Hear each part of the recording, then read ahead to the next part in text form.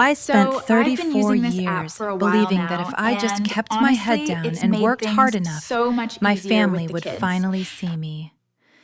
It took exactly one Thanksgiving dinner to realize I was holding up a kingdom designed to crush my children. Welcome to Amanda Told Stories. Before we get into how I tore that kingdom down to the studs, I have a question for you. How old are you, and when did you realize blood does not always mean family? Drop your age in the comments. Now let me tell you about the $1,200 that ended a bloodline. The air inside my parents' Morris County dining room smelled like roasted sage and Chanel perfume. Crystal goblets caught the light from the chandelier, casting fractured shadows across an ivory tablecloth. I sat rigid against the high back of my chair, listening to the clanking of heavy silver flatware. Every Thanksgiving was a carefully orchestrated performance. My mother, Patricia, spent days curating the perfect aesthetic, ensuring the imported autumn orchids matched the linen napkins. My sister Kimberly sat across from me, dripping in a new cashmere sweater and a diamond tennis bracelet her husband Derek had bought her last week. The tension had been simmering since we first sat down. Derek had already spent 20 minutes bragging about his boutique marketing firm while swirling his expensive wine. He made a pointed comment about the modest sedan I had parked in the driveway, joking that it brought down the property value of the neighborhood. My father, Gerald, nodded along, hanging on to every single word. No one asked about my week. No one mentioned the supply chain crisis I had spent 70 hours resolving for a major New Jersey pharmaceutical company. In this house, my logistics career was just a boring punchline, a stark contrast to Kimberly's glamorous life as a suburban socialite. Dessert plates were cleared, and the performance reached its peak. Gerald cleared his throat, tapping a silver spoon against his wine glass. He wore a custom-tailored suit that cost more than my first car. From beneath the table, he produced 2 sleek silver boxes, sliding them across the linen toward Kimberly's children. Mason and Harper tore into the wrapping paper, revealing 2 top-of-the-line tablets. The screens glowed in the dim room, reflecting off the crystal glasses. "To the grandchildren who make us proud," Gerald announced. His face was flushed with wine and self-satisfaction. He took a long sip before waving a hand toward the hallway. "Though I will be glad when the holiday weekend is over. These bank audits are becoming a profound nuisance. The paperwork is endless." I tracked the movement of his hands, then lowered my gaze. My 10-year-old son Leo and my 8-year-old daughter Mia sat beside me. Their hands rested flat on the pristine tablecloth. Empty. No silver boxes. No ribbons. Just the stark, echoing reality of being invisible. I watched Leo swallow hard, his small jaw tightening as he stared at his untouched plate. He had spent 3 days making a hand-drawn card for his grandfather. It sat ignored on the oak sideboard. Mia blinked rapidly, her eyes darting between the shiny screens across the table and her grandfather's indifferent profile. She sank lower in her chair, trying to make herself small, pulling her sweater sleeves over her knuckles. Across the floral centerpiece, Kimberly swirled her Pinot Noir. She offered a slow, practiced smirk, her gaze locking onto mine. "Well," Kimberly drawled, her tone a syrupy whisper that cut through the low holiday jazz playing from the corner speakers. "I guess they just did not deserve one this year." The room went dead silent. Patricia did not gasp. Gerald did not correct his oldest daughter. Derek chuckled softly under his breath, taking another bite of pumpkin pie. They merely waited, anticipating my usual response. Lowering my head, swallowing the humiliation, and apologizing for disrupting their perfect evening. As a senior logistics coordinator, my career revolved around absorbing pressure and smoothing out chaotic disruptions. I dealt with delayed shipments, union strikes, and broken contracts on a daily basis. For 3 decades, I had applied that exact same skill set to my family. I was the shock absorber for their egos, the invisible foundation that kept their polished lives from cracking. I always chose peace over pride. Not tonight.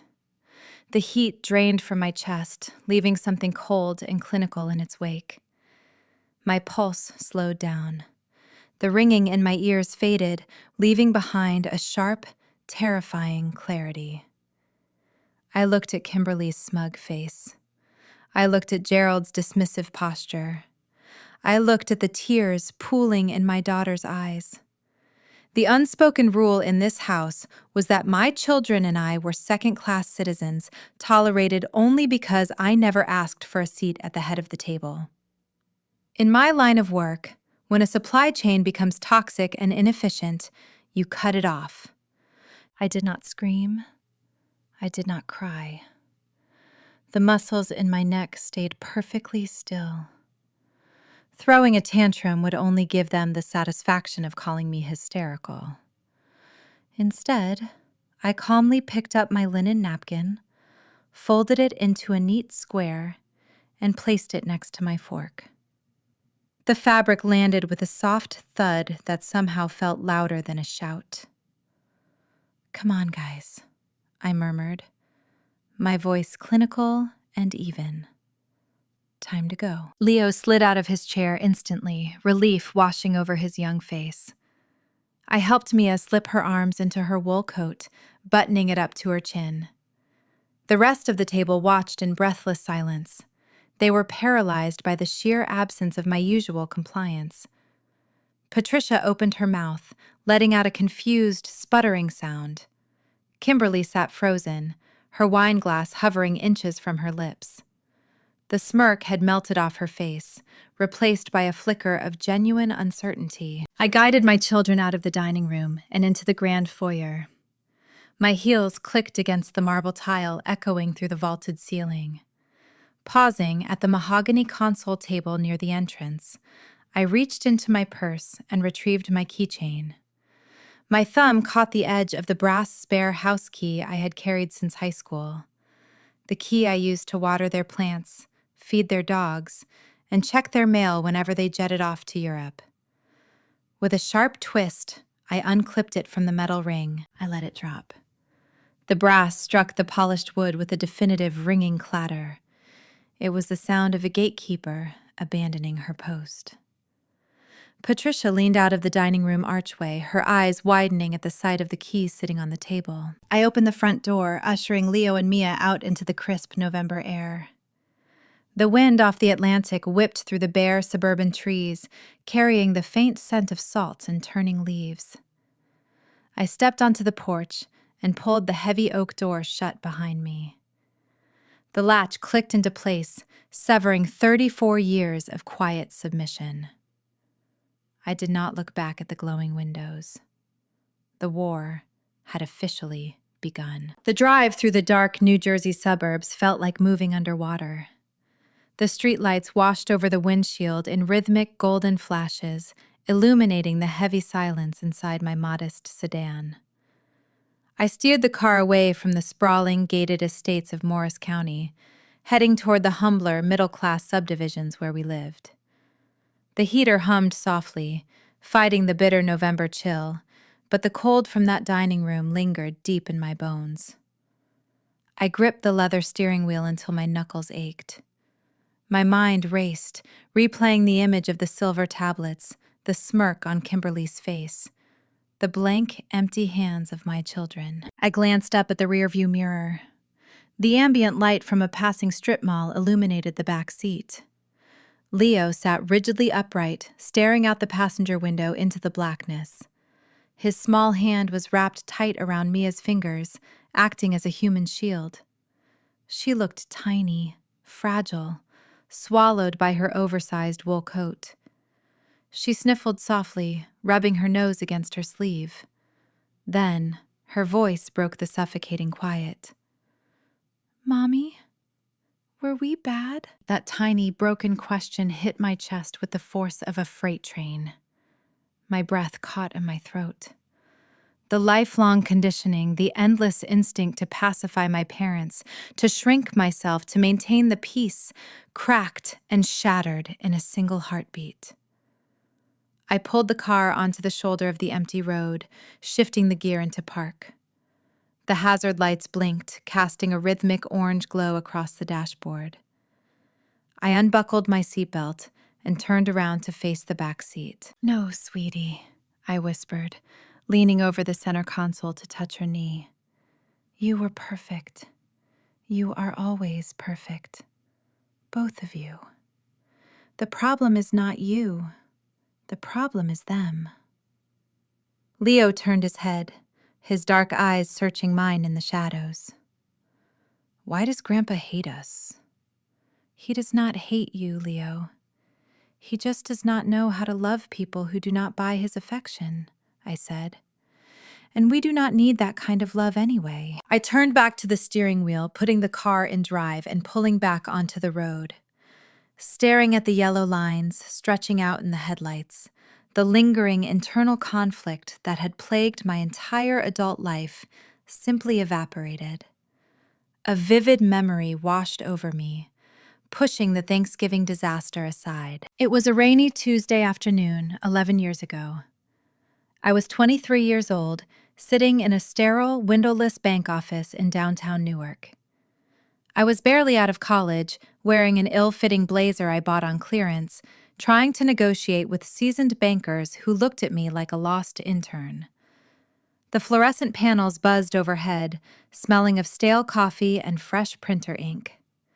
My father, Gerald, had dug himself into a devastating hole. Reckless spending and ignored tax liens were threatening to swallow his entire business portfolio. He was facing severe federal penalties. While he and Patricia were out wine tasting in Napa Valley, pretending the world was not collapsing, I was the one sitting across from a stern loan officer named Mr. Gable. I had spent weeks mapping out a corporate restructuring plan. Working entry-level logistics at the time, I used the exact same analytical algorithms I applied to pharmaceutical supply chains to untangle my father's mess. I built a separate entity from the ground up, Gibson Commercial Holdings. It was a blind limited liability company structured specifically to absorb the debt and secure a fresh commercial loan based on the property's projected revenue. I leveraged my pristine credit and my early industry connections to secure the master lease for his primary asset. Gerald signed the thick stack of documents a week later, without reading a single page. He laughed it off as bureaucratic nonsense, calling me his little secretary. He assumed the holding company was just a banking formality, a temporary paper shield to keep the government auditors away. He never asked questions. He never grasped the legal reality of what those papers meant. He remained entirely ignorant of the fact that I was the sole equity holder. My personal bank accounts were modest, but my actual wealth was staggering. It was not sitting in a savings account. It was tied up in a sprawling, colossal commercial warehouse situated right off the New Jersey Turnpike. The facility was a vital artery for the East Coast supply chain, bustling with freight trucks and loaded pallets 24 hours a day. For a decade, I lived quietly in a standard 3-bedroom house, clipping coupons and working 70-hour weeks. I funneled every cent of the warehouse profits back into the principal to pay off the commercial mortgage early. Meanwhile, my parents lived off the operational credit lines tied to the property, believing they still owned the empire. They thought they were the royalty. They never realized I owned the castle. The engine hummed as I navigated the familiar turns into our neighborhood. The guilt that usually twisted my stomach whenever I stood up to my family transformed into cold, hardened clarity. For years, I thought keeping the peace was the noble choice. I thought shielding my parents from the consequences of their own incompetence was my duty as a daughter. But looking at the sorrow in my children's eyes, I saw the true, devastating cost of my silence. Tolerating disrespect in the name of family was not a virtue. It was a poison. By sitting at that table year after year, swallowing the insults, the casual cruelties, and the blatant favoritism, I was teaching my children how to be treated. I was showing them that their worth was conditional. I was training them to accept emotional scraps from people who shared their blood. If I did not stop this right now, Leo and Mia would grow up believing they had to earn love through submission. That generational cycle ended tonight. We pulled into our driveway. The house was dark, modest, and safe. The porch light flickered, welcoming us back to reality. I unlocked the front door and guided them inside. The air smelled like cinnamon, pine cones, and old books. The contrast between this genuine warmth and the sterile, fabricated luxury of my parents' dining room was sharp. "Go change into your pajamas," I told them, my voice steady, reassuring. "I'm going to make hot cocoa. Extra marshmallows tonight." I spent the next 20 minutes standing by the stove, stirring milk and chocolate powder in a saucepan. The repetitive motion grounded me. I poured the steaming cocoa into their favorite ceramic mugs, carrying them into the living room.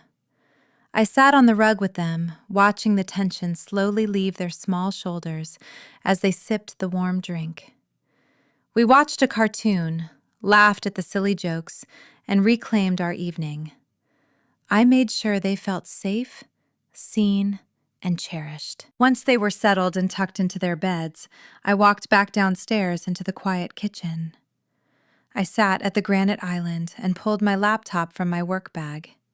Flipping the screen open, the glow illuminated the dark room, casting sharp shadows against the cabinets.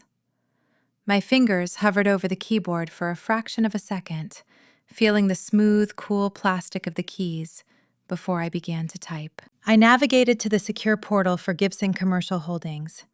I entered my encrypted credentials and bypassed the two-factor authentication. The dashboard loaded instantly, displaying the 8-figure valuation of the commercial property, the active credit lines, and the current tenant leases. I stared at the numbers, representing a decade of my silent labor. The weapon was fully loaded, and the safety was off. Now it was time to pull the trigger. The glow from my laptop screen illuminated the dark granite counters of my kitchen, casting long shadows against the walls.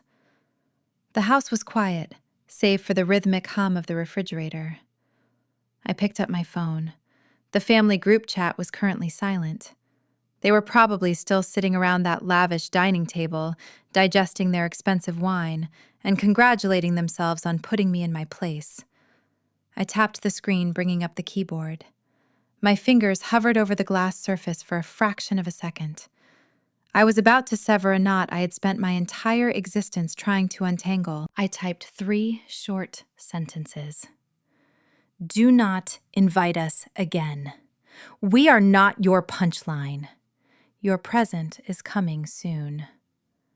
I hit send and placed the device face down on the cold stone island. I did not have to wait long. 30 seconds passed before the glass vibrated. Then it buzzed again, and again.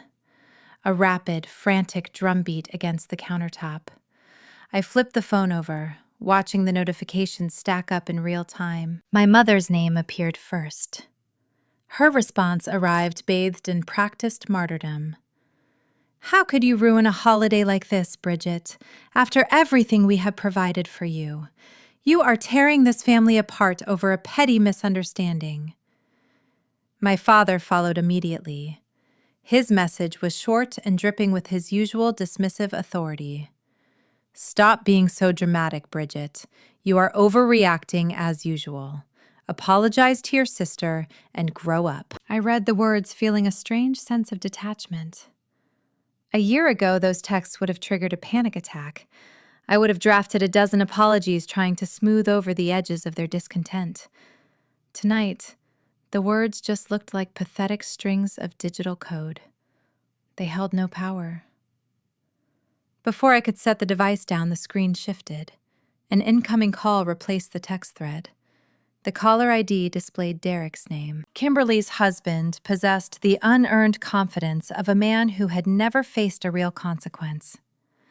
Derek ran a boutique marketing firm specializing in brand synergy and empty corporate buzzwords. He styled himself as a visionary entrepreneur, wearing tailored European suits and driving a leased luxury sports car.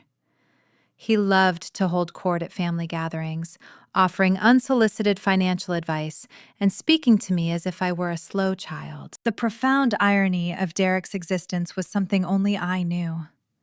His trendy, open-concept office space, located in an upscale Morristown commercial park, was leased through a subsidiary of Gibson Commercial Holdings. I subsidized his exorbitant rent. I owned the polished concrete floors he walked on, the industrial HVAC system that cooled his overpriced espresso machine, and the freshly paved lot where he parked his pristine vehicle. He believed he was a self-made titan of industry. In reality, he was a tenant, living in a sandbox I had built. I swiped the green icon and brought the speaker to my ear. I did not say hello. "Listen, Bridget," Derek began, his tone drenched in nasal condescension. "You are embarrassing yourself right now. Walking out of dinner like a petulant teenager is a terrible look for a woman your age." I remained silent, leaning against the counter. "Kimberly is very upset," Derek continued, his voice growing louder, echoing slightly in my quiet kitchen. "You owe her an apology. You owe Gerald and Patricia an apology too. They were gracious enough to include you and your kids tonight. You have this little logistics job checking boxes in some dirty warehouse, and you think you can dictate the terms of family gatherings? You need to learn how to respect your bettert with Bridget." My gaze drifted to the glowing screen of my laptop. The Gibson Commercial Holdings dashboard remained open, displaying the sprawling network of assets, properties, and operational credit lines that funded every aspect of their fabricated luxury. "Are you even listening to me?" Derek demanded. I did not argue. I did not defend my career. I did not point out that the dirty warehouse he referenced generated more capital in a single fiscal quarter than his marketing firm had grossed in 5 years. Explaining my power to a fool would only cheapen it. I tapped the red icon, ending the call mid-sentence. The silence rushed back into the kitchen, soothing and pure. I placed the phone down and picked up my laptop, transferring it to the dining table. I needed a larger workspace for what was about to happen. I pulled up my contacts list and dialed a number I knew by heart. It rang twice before a sharp, alert voice answered. "Bridget, it is 10 o'clock on Thanksgiving night," Natalie said. "Tell me you are calling to say you finally walked out." Natalie was my longtime friend and my lead corporate attorney. We met in a grueling macroeconomics seminar during our sophomore year of college. She was brilliant, ruthless, and fiercely loyal. Over the past decade, she had served as the legal architect for my hidden empire, drafting the ironclad contracts that kept my identity shielded while maximizing the holding company's leverage. Natalie knew where every single body was buried. She had spent years watching from the sidelines, silently fuming as I allowed my parents to siphon the profits of my labor while treating me with casual disdain. "I left the key on the console table," I said. A long pause hung on the line. I could hear the faint sound of a television in her background before she muted it. "Are you sure?" Natalie asked, her tone shifting from casual friend to legal counsel in a fraction of a second. "Once we start this process, there is no walking it back. The dominoes will fall very fast." "I am sure. I want to initiate the immediate withdrawal of my financial backing. All of it." I heard the sound of a laptop opening on her end, the rapid clicking of keys as she accessed our shared encrypted drives. "Let's review the current exposure," Natalie murmured, scanning the digital files. "Gerald and Patricia have been drawing heavily on the operational credit line tied to the New Jersey Turnpike facility. They use that revolving cash to pay their country club dues, property taxes, and whatever allowance they funnel to Kimberly. They think they own that warehouse," I said. my voice steady as steel. They think the LLC is just a paper shield. We hold the master lease and the primary deed, Natalie confirmed. The credit line was secured using the property equity. As the sole majority stakeholder, you have the unilateral right to freeze the collateral and call in the debt. Because Gerald signed that indemnity agreement years ago, waiving his right to contest board decisions, you can execute this maneuver without a shareholder vote. Do it, I instructed. Draft the notices tonight. Bridget. Natalie said, her voice lowering, softening just a fraction. I need to make sure you understand the sheer scale of the blast radius. The moment I file this paperwork, the bank will freeze every single account tied to your father. He will not be able to buy a cup of coffee, let alone maintain his mortgages. Derek's office lease will be flagged for immediate review, and his corporate accounts, which are linked to your father's umbrella policy, will also lock. This is not just a warning shot. You are going to trigger a financial earthquake. It will destroy your parents' empire. I looked toward the hallway leading to the bedrooms. I thought about Leo, staring at his empty plate. I thought about Mia, trying to hide inside her coat. I thought about the decades of emotional neglect, the quiet cruelties, the constant feeling that my existence was merely a logistical convenience for people who loved an image more than they loved their own daughter. My hands were not shaking anymore. My pulse was a slow, steady drumbeat. Let it shake, I replied. I will have the preliminary injunctions filed with the banking authorities by morning, Natalie said. Happy Thanksgiving, Bridget. The line went dead. I closed my laptop, feeling the cool metal under my fingertips. The trap was set. The gears were turning, and the people who thought I was a joke were about to learn a very expensive lesson in respect. Tomorrow morning, the golden child and her enablers would wake up in a world they no longer controlled. By Monday morning, the digital assault had already breached my perimeter. I was standing at the kitchen counter packing turkey sandwiches into 2 lunchboxes when my phone vibrated with a notification. It was a screenshot forwarded by a sympathetic coworker who followed my sister on social media. Kimberly treated the internet the same way a general treats a battlefield. She had posted a carefully curated photograph of her manicured hand resting on the steering wheel of her imported SUV. A steaming designer latte sat perfectly in the cup holder. The caption beneath the photo was a masterclass in suburban manipulation. Protecting my peace this holiday season, it read. It is heartbreaking when certain toxic family members try to ruin beautiful moments out of pure spite and deep-seated jealousy. I am choosing to cut out negative energy to focus on my incredible children who deserve the world. Blessed, grateful, unbothered. She did not mention my name, but she did not have to. Kimberly had spent her entire adult life cultivating a loyal audience of affluent housewives and country club socialites. She leveraged our parents' money to buy her way into the highest tiers of the local parent-teacher association, hosting lavish charity brunches and funding school galas. She was the queen bee of her manicured neighborhood, and she had just issued a royal decree. I was now the official villain of her fabricated narrative. The physical consequences of her digital venom manifested less than an hour later. I drove Leo and Mia to their elementary school, navigating the long, winding drop-off lane filled with high-end vehicles. Usually, this was a mundane routine, punctuated by polite waves from other parents. Today, the atmosphere felt brittle and cold. I put the car in park and stepped out onto the sidewalk to help Mia with her heavy backpack. A cluster of 3 mothers stood near the crosswalk, clutching insulated travel mugs.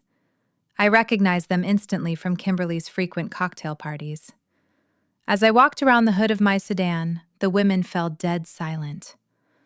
One mother, wearing a heavy designer trench coat, deliberately turned her back to me. The other two exchanged a knowing side eye, lifting their coffee cups to hide hushed whispers. The primal sting of social exclusion flared in my chest for a fraction of a second. I felt the familiar weight of countless judgmental stares. But this time, the feeling did not take root. I looked at those women and felt nothing but profound pity. They were pawns, blindly defending a fraudulent queen. I knelt down on the concrete, zipping Leo's jacket and kissing Mia's forehead. I smiled brightly, making sure my children only saw warmth and unshakable security. "Have a wonderful day," I told them, watching until they disappeared safely through the double glass doors. I climbed back into the driver's seat, my focus razor sharp. Let Kimberly play her petty games in the schoolyard. I was playing for the entire kingdom. While I was driving back toward the city, my parents were engaging in their own brand of delusion. According to a mutual acquaintance who worked in the same building, Gerald and Patricia spent their Monday morning sitting in a cramped law office located in a rundown commercial strip mall. They had hired a discount attorney to review the text message I sent on Thanksgiving night. My father was a man who measured threats entirely by outward appearances. Because I drove an older car and lived in a modest home, he assumed I possessed zero financial leverage. He sat in that cheap leather chair, sipping stale waiting room coffee, and laughed. He told the attorney that his ungrateful daughter was throwing a childish tantrum over $1,200 worth of electronics. He believed with his entire chest that my ominous text meant I was preparing to take them to small claims court for the cost of the holiday gifts. That assumption was a brilliant, beautiful red herring. It made them dangerously complacent. The strip mall lawyer assured Gerald that a text message carried no legal weight and that any lawsuit over Christmas gifts would be immediately dismissed by a judge. My parents left the office feeling victorious, validated, and highly invincible. They went out to an expensive seafood lunch, charging the meal to a corporate credit card that I secretly backed. They had no idea they were dining on the edge of a cliff. At that exact moment, I was walking through the revolving glass doors of a soaring skyscraper in downtown Newark. I took the express elevator to the 42nd floor, stepping out into the immaculate reception area of Natalie's elite corporate law firm. The air up here smelled of fresh rain and expensive leather. It was a realm of clinical precision and quiet, devastating power. Natalie waited for me inside her corner office. The floor-to-ceiling windows offered a sweeping view of the sprawling industrial districts below, including a faint, distant glimpse of the New Jersey Turnpike. She sat behind a massive slab of polished mahogany. A single faded cardboard archive box rested on the pristine surface. I took a seat in the plush armchair opposite her desk. We did not exchange pleasantries. Natalie removed the lid of the archive box and extracted a thin manila folder. She opened it, revealing a single sheet of paper, slightly yellowed around the edges. I stared at the document. It was a standard indemnity and proxy agreement. 10 years ago, when I structured the corporate rescue plan to save my father from federal tax penalties, I slipped this specific page into the tall stack of closing documents. Gerald was so eager to get back to his wine-tasting vacation that he scribbled his signature without reading a single paragraph. He laughed it off, calling it bureaucratic nonsense designed to keep paper pushers employed. He never realized what he signed away. That neglected piece of paper legally authorized me, as the sole equity holder, to unilaterally seize full executive control of the board without a shareholder vote or prior warning. It granted me the absolute right to liquidate assets, terminate leases, and call in debts the moment I detected financial mismanagement. Natalie slid the yellowed page across the mahogany surface. Her dark eyes locked onto mine. "The wording is ironclad," she stated, her voice devoid of any hesitation. "He surrendered his voting rights a decade ago. He just never bothered to read the fine print. I picked up the document tracing the blue ink of his careless signature. My father built his identity on the illusion of supremacy. He demanded respect simply because he existed, while ignoring the daughter who silently kept his world from collapsing. He thought he was the undisputed king of a real estate empire. Today he would learn he was merely a tenant who had overstayed his welcome. "Are the termination papers ready?" I asked, setting the document back onto the desk. Natalie pulled a fresh stack of crisp white legal documents from a separate drawer. These were the formal notices of lease termination, alongside the banking injunctions that would freeze every operational credit line tied to Gibson Commercial Holdings. "They are ready to be served," she said. "A courier is standing by. Once these leave this building, the clock starts ticking. They will have exactly 30 days to vacate the premises and reconcile their outstanding corporate debts.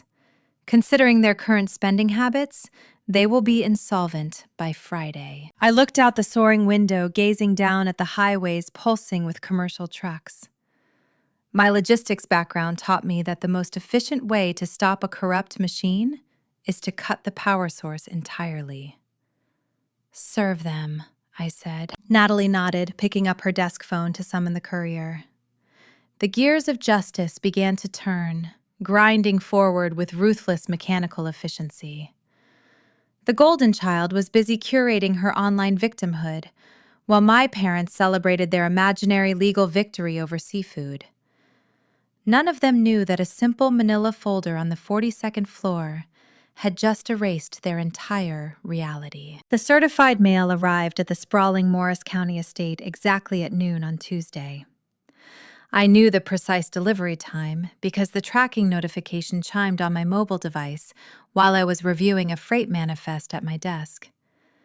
30 minutes later, the second notification arrived, a new voicemail. I placed my phone on the polished metal surface of my desk, tapping the speaker icon. My father's voice filled the small office. He did not sound afraid. He sounded furious, dripping with weaponized condescension. "Bridget, I just received a stack of garbage from some rent-a lawyer," he began, his tone echoing loudly, as if he had put me on speakerphone for my mother's benefit. "I do not know what kind of game you are playing, but sending fake eviction notices to your own parents is a new low, even for you. My name is on the corporate letterhead. I built Gibson Commercial Holdings. You are nothing but a glorified warehouse clerk. Stop this embarrassing stunt before I decide to press charges for harassment." He ended the call with a sharp click. I sat back in my ergonomic chair, staring at the digital audio waveform slowly fading from the screen. My father was a man who navigated the world using bluster and intimidation. He genuinely believed that possessing stationery with his initials printed in bold font granted him supreme legal authority. He remained entirely oblivious to the impenetrable corporate structuring I had engineered 10 years prior. A decade ago, I built the limited liability company to shield him from his own disastrous tax liabilities.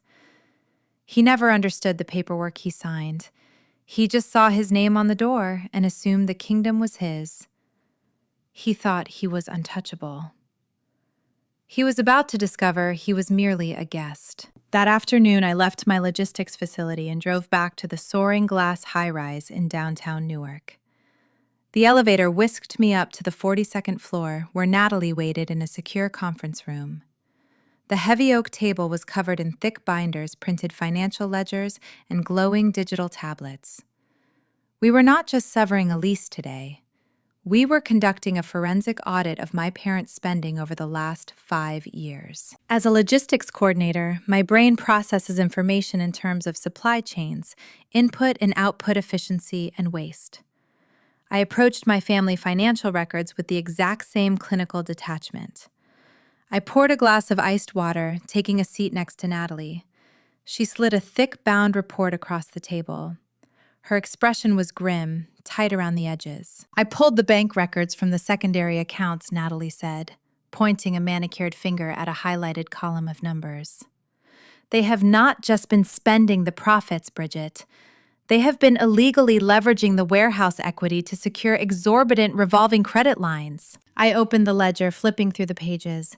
The numbers, printed in stark black ink, painted a sickening reality. My parents were not just living beyond their means. They were operating a sprawling internal Ponzi scheme, using my commercial property as the collateral. I traced the outgoing wire transfers, mapping the destination of the stolen equity. The money was not going toward property maintenance or legitimate business investments. It was bleeding directly into Kimberly's luxury lifestyle. There were $50,000 transfers marked as gifts feeding directly into my sister's checking account. The ledger detailed payments for her country club initiation fees, her imported luxury SUV, and the exorbitant property taxes on her sprawling suburban mansion. The diamond tennis bracelet she wore at the Thanksgiving dinner table was purchased using funds drawn against the commercial warehouse roof repair budget. My sister spent her entire life looking down on my modest lifestyle, mocking my career. The entire time, she was standing on a pedestal constructed entirely out of my silent labor. But the financial rot went much deeper than Kimberly's closet. I flipped to the next section of the audit, locating the corporate transfers. A solid block of capital injections had been routed to a separate business entity. It was Derek's boutique marketing firm, my arrogant brother-in-law. The man who loved to lecture me about respecting my betters was running a functionally bankrupt company. The audit revealed that his marketing agency had not turned a legitimate profit in 3 years. To keep his business afloat and maintain his image as a successful entrepreneur, Derek had been relying on frequent monthly bailouts from my father. Gerald was quietly funneling the warehouse equity directly into Derek's payroll accounts, propping up a failing business to protect his golden daughter's marriage. I stared at the staggering total highlighted at the bottom of the page. By pulling my collateral, I was not merely sinking my parents. I was executing a precision strike on an entire ecosystem of fraud. The moment the bank froze the operational credit lines, Derek's company would instantly collapse. He would not be able to cover rent, pay his employees, or maintain his leased luxury vehicles. Kimberly would lose her allowance, her status, and her fabricated identity. The financial earthquake was going to swallow all of them simultaneously. "They stole from you, Bridget," Natalie said softly, breaking the heavy silence in the conference room. "This is grand larceny. They committed bank fraud by pledging assets they did not legally own. When the auditors from the National Bank discover these unauthorized equity draws, your father is going to face federal scrutiny." I closed the heavy ledger, the thick cover landing with a definitive thud. My father always praised the grandchildren who made him proud. He funded that pride with stolen money. He used my name, my credit, and my intellect to build a throne for his favorite daughter. He thought my quiet demeanor meant I was weak. He mistook my patience for compliance. "Let the bank discover it," I replied, my voice flat, devoid of any sympathy. "Do not warn them. Do not offer a settlement. Proceed with the asset freeze and let the authorities tear their fabricated kingdom apart." Natalie nodded, typing a rapid sequence of commands into her encrypted laptop to finalize the injunctions. The digital locks were engaging, severing the supply chain of stolen wealth. As she hit the enter key, my cell phone buzzed against the oak table. It was not a text from my family. It was an email notification marked with a high-priority red exclamation point. I picked up the device, tapping the screen to open my inbox. The sender was an elite financial wealth management firm located in Manhattan. It was the agency my father retained to manage his supposed real estate empire. The message was from the senior portfolio director. I scanned the subject line. "Urgent.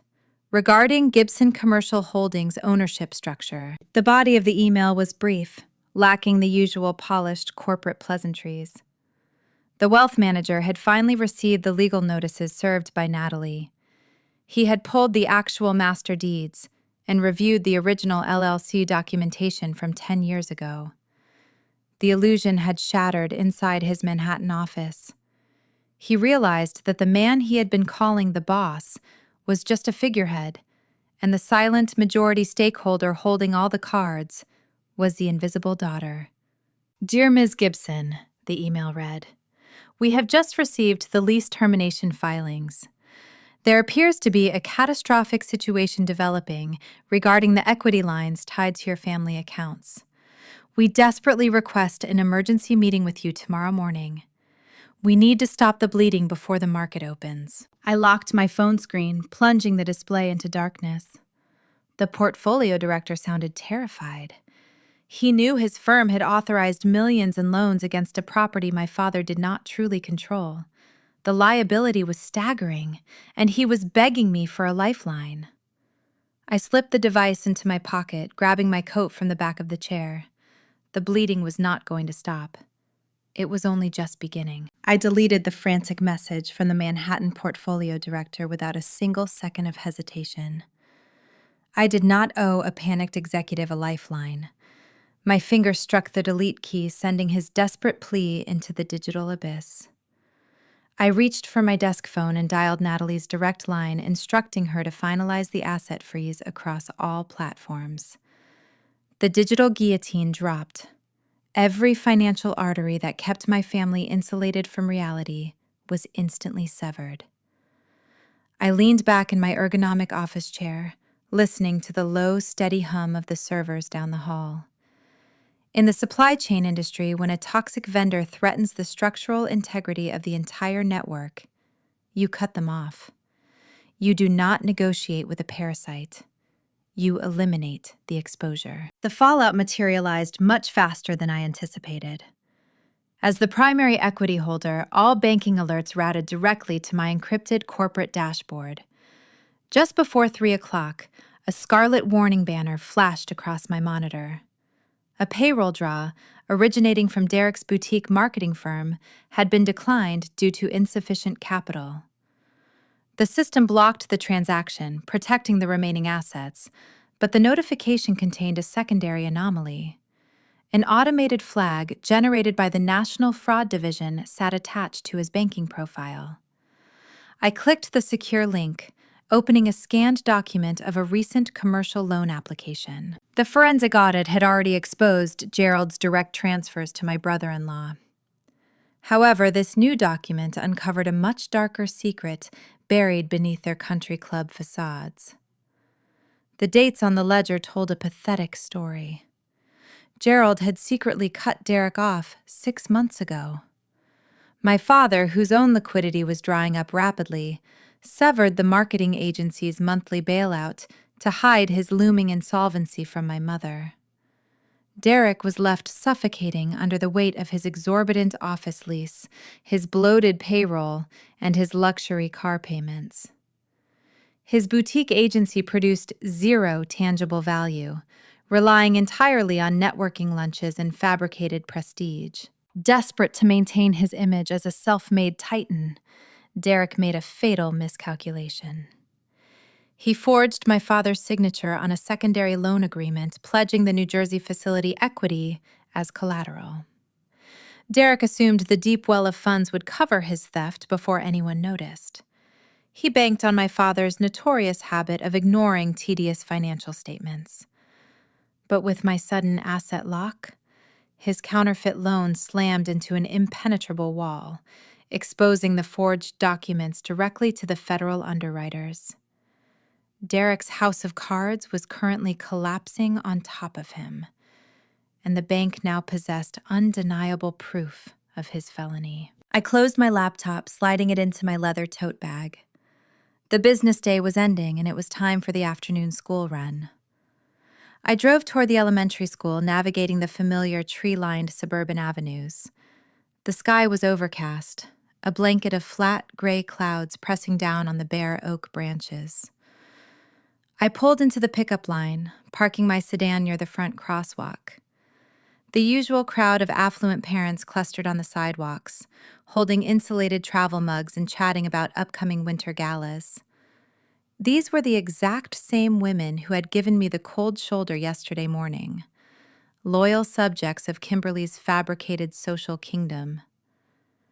I kept my hands resting on the steering wheel, watching the heavy double doors of the main building, waiting for the dismissal bell. A sleek black sports car swerved into the loading zone, jumping the concrete curb with a harsh, scraping sound. The tires shrieked against the pavement, drawing sharp, horrified glares from the crossing guards. The driver's side door flew open, hitting a nearby municipal trash can. Derek stepped out. He did not look like the arrogant visionary who had mocked my career 48 hours prior. The pristine illusion was gone. His tailored designer suit jacket was deeply wrinkled. His silk tie hung loose and crooked around his collar.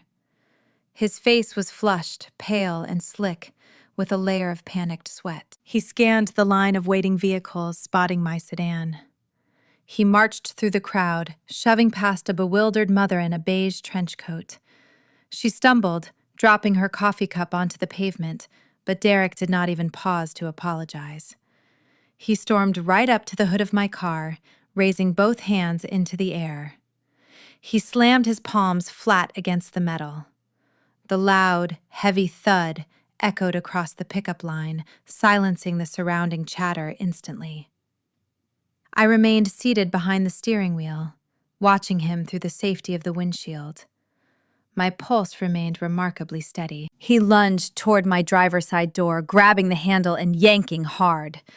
The mechanism held firm. It was locked. He pounded a closed fist against the reinforced glass, rattling the window frame. "What did you do, Bridget?" he shouted, his voice cracking, echoing across the quiet pavement. "My accounts are locked. The payroll bounced. Turn the money back on right now." His eyes were wild, darting around the parking lot like a cornered animal. The polished entrepreneur facade had melted away, revealing a terrified, desperate fraud underneath. The surrounding parents stepped back, pulling their children closer to their sides. The whispering started a wave of scandalized murmurs rippling through the wealthy suburbanites Kimberly worked so tirelessly to impress. Derek did not care about the audience watching his meltdown. His monetary survival was evaporating in real time, and he lacked the emotional regulation to handle the crisis quietly. "You have no right," he bellowed, spitting against the window pane. "That is Gerald's building. You are ruining my life. Fix it." I did not flinch. I did not roll down the window to engage in a screaming match. Engaging with irrational hostility yields zero tactical advantage. I simply looked at the man who had built his entire identity on belittling my existence. He had crossed an unforgivable boundary, bringing his toxic desperation to the exact place where my children were supposed to feel safe.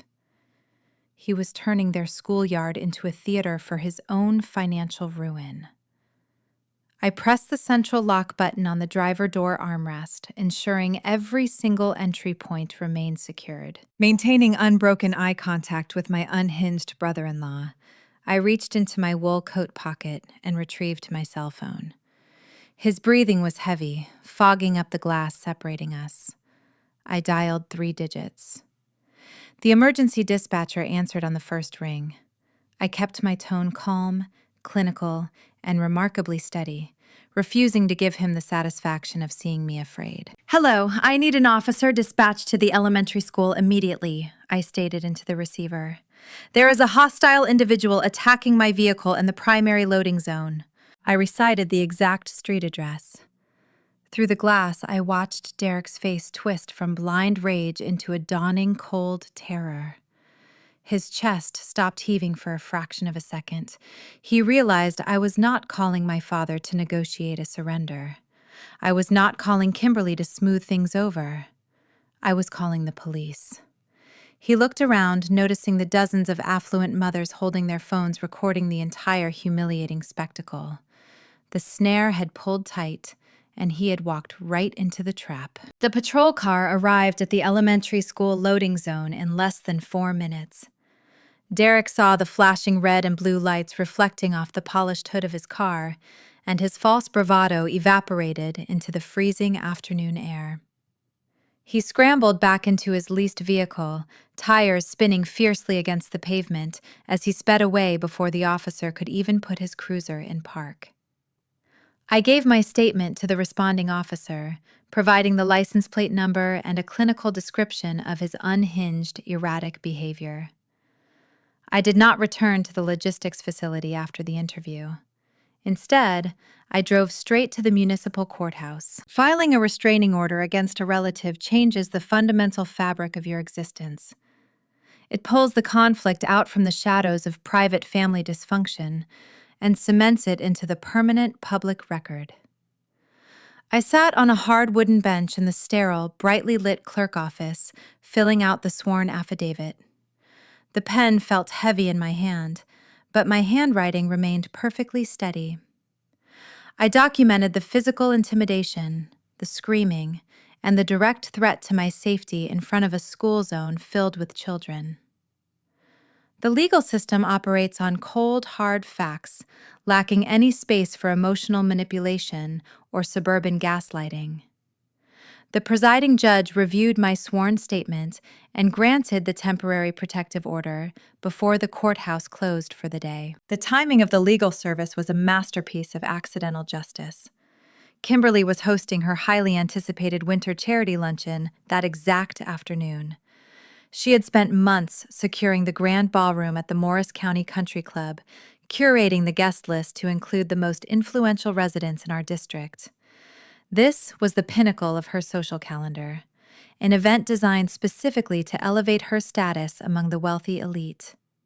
According to the formal police report and the inevitable gossip that spread like wildfire, my sister wore a tailored white designer dress. She was sipping imported champagne while her supposed friends, the same women who had shunned me at the crosswalk, mingled around tables draped in expensive silk. 2 uniformed officers walked right past the valet stand, ignoring the frantic protests of the club manager. They entered the grand ballroom, their heavy-duty boots echoing loudly against the polished hardwood floor.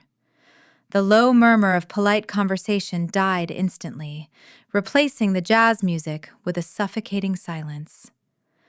Derek was standing near a towering swan ice sculpture, trying to network with local politicians when the officers approached him. They did not ask him to step outside into the hallway. They handed him the thick manila envelope containing the restraining order, right there, in front of 200 of Kimberly's closest peers. The officers required him to sign the acknowledgement of service and forced him to surrender his registered firearm permit by the caviar buffet line. The societal conflict flipped in a matter of seconds. The elite circle turned their predatory gaze toward her crumbling marriage and her sudden glaring proximity to law enforcement. The narrative Kimberly had carefully crafted about her jealous, toxic sister dissolved into thin air. High society functions on the fragile currency of reputation, and having the police serve a domestic protective order during a charity luncheon was social suicide. While my sister watched her standing evaporate in a ballroom, I sat at my kitchen island, staring at a new urgent email from the National Bank. The federal underwriters had finished processing the forged loan application Derek submitted. They reacted with the ruthless efficiency of a corporate machine protecting its bottom line. Natalie called my cell phone just as the sun began to set, casting long, cold shadows across my front lawn. "They pulled the trigger," Natalie said, her voice tight with adrenaline. "The bank invoked the acceleration clause." I knew exactly what that meant from my years navigating complex commercial logistics contracts. An acceleration clause is a lethal financial mechanism. It is not a slow, drawn-out foreclosure process where the delinquent borrower has months to negotiate a settlement or restructure their mounting debt. When a borrower commits fraud or breaches a major lending covenant, The institution has the specific right to demand the entire principal balance immediately. Every single operational credit line tied to Gibson Commercial Holdings was frozen solid. The bank issued a formal demand for full repayment of the 8-figure loan within 30 days. If the balance remained unpaid by the deadline, the bank would seize the commercial property, liquidate the physical assets, and refer the fraudulent actors to the district attorney for prosecution. My parents' primary income stream, the endless cash flow they used to pay their sprawling mortgage, their luxury car leases, and their exorbitant grocery bills, was instantly terminated. The 30-day countdown to total ruin had officially started. The silence in my house was broken by the sharp ringing of my cell phone. The caller ID displayed my mother's name. I answered the call, but I did not speak. The sound of hysterical weeping poured through the speaker. Patricia was sobbing the kind of deep, breathless cries usually reserved for genuine sudden tragedies. "Bridget," she gasped, her voice trembling over the line. "You have to stop this. You have to call the bank and fix this right now. Your father is pacing the floor, clutching his chest. They are threatening to take the house. They are threatening to take everything we own." I listened to her panic, feeling an unexpected sense of clinical detachment. For 3 decades, I had internalized her anxiety. I had treated her stress as my own personal failing, scrambling to solve problems I did not create. My mother was a woman who used her fragility as a shield and a weapon.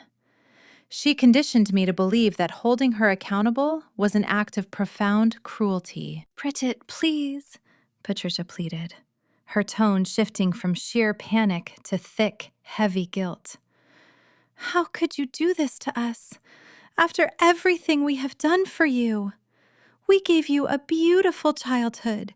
We put a roof over your head. We are your family." I let her finish her theatrical performance. The emotional manipulation was textbook. A desperate, frantic attempt to drag me back into my designated role as the compliant, invisible workhorse. She wanted me to fold, to apologize for causing a disruption, and to magically repair the financial bridge they had burned. "You did not give me a beautiful childhood," I said, my voice low, smooth, and steady. "You gave me a supporting role in Kimberly's life. You used my pristine credit to fund your illusions of grandeur. You sat at a dining table and watched your husband hand out expensive electronics to 2 grandchildren while mine sat there with empty hands. And you did not say a single word to stop it." "But Bridget, we did not know. You wanted," Patricia started, trying to backtrack, trying to find a new angle to exploit my empathy. I cut her off. "Derek forged a federal banking document," I stated plainly. "Gerald funneled stolen equity to hide his own business failures. The bank is calling in the loans because you are thieves. Do not call this number again." I pressed the red icon disconnecting the line. I did not block her number yet. I wanted to leave the channel open, just enough to monitor their inevitable collapse. The external threat of my retaliation was firmly established by the legal system and the banking sector. Now the toxic dynamics of their household were about to turn inward. Without my silent labor to hold their fragile egos together, the pressure would force them to tear each other apart. The rapid constriction of their finances acted like a pressure cooker inside the Morris County estate. When a toxic ecosystem loses its primary food source, the parasites inevitably turn on each other.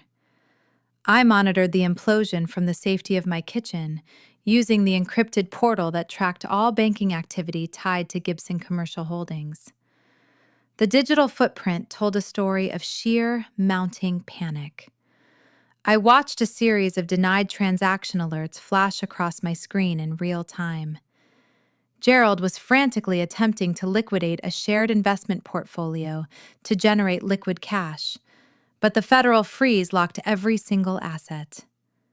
He tried to initiate wire transfers to offshore holding accounts, grasping at straws to hide whatever capital remained. The system blocked his every attempt, returning sharp red error codes that mapped his desperation. He was entirely cornered by his own financial negligence. According to the frantic voicemails Patricia left on my phone, the family dynamic had devolved into scorched earth warfare. I refused to answer her calls, but I listened to the audio recording sitting alone in my quiet house. Desperate to save their sprawling mansion from imminent foreclosure, my parents summoned Kimberly and Derek for an emergency meeting in their grand foyer. Gerald demanded that his favorite daughter repay the hundreds of thousands of dollars they had siphoned over the past 5 years. He wanted her to sell the imported luxury SUV he had financed. He demanded she liquidate her designer jewelry collection and cash out her exclusive country club equity. He expected the daughter he had spoiled for 3 decades to suddenly demonstrate sacrifice and familial loyalty. He vastly underestimated the selfish monster he had created. Kimberly did not offer sympathy or financial assistance to the people who funded her entire existence. Instead, she threw a destructive tantrum. Patricia sobbed into the voicemail detailing how Kimberly screamed that she would never downgrade her pristine lifestyle to pay for her parents' business failures. My sister blamed Gerald entirely for the banking crisis, accusing him of being a fraudulent businessman who was actively ruining her flawless suburban reputation. The golden child, the daughter who could do no wrong, was suddenly a severe financial burden. She stormed out of the estate, refusing to give them a single cent of the money she had hoarded. The unconditional love they always boasted about was entirely conditional on a cleared check. When the funds dried up, so did my sister's affection. I deleted the voicemails and closed the banking portal. I did not want to spend my weekend monitoring their misery. I wanted to focus entirely on the only people who mattered. I packed a small duffel bag, loaded Leo and Mia into the sedan, and drove south toward the Jersey Shore. We left the suffocating tension of the suburbs behind, trading the sprawling, manicured lawns for the rugged coastline of Cape May. It was the off-season, so the coastal towns were quiet, the boardwalks empty, and the air smelled heavily of salt and wet sand. We rented a cozy cedar-shingled cabin right on the beach, far away from the fabricated chaos of my bloodline. I spent Saturday morning walking along the shoreline with my children.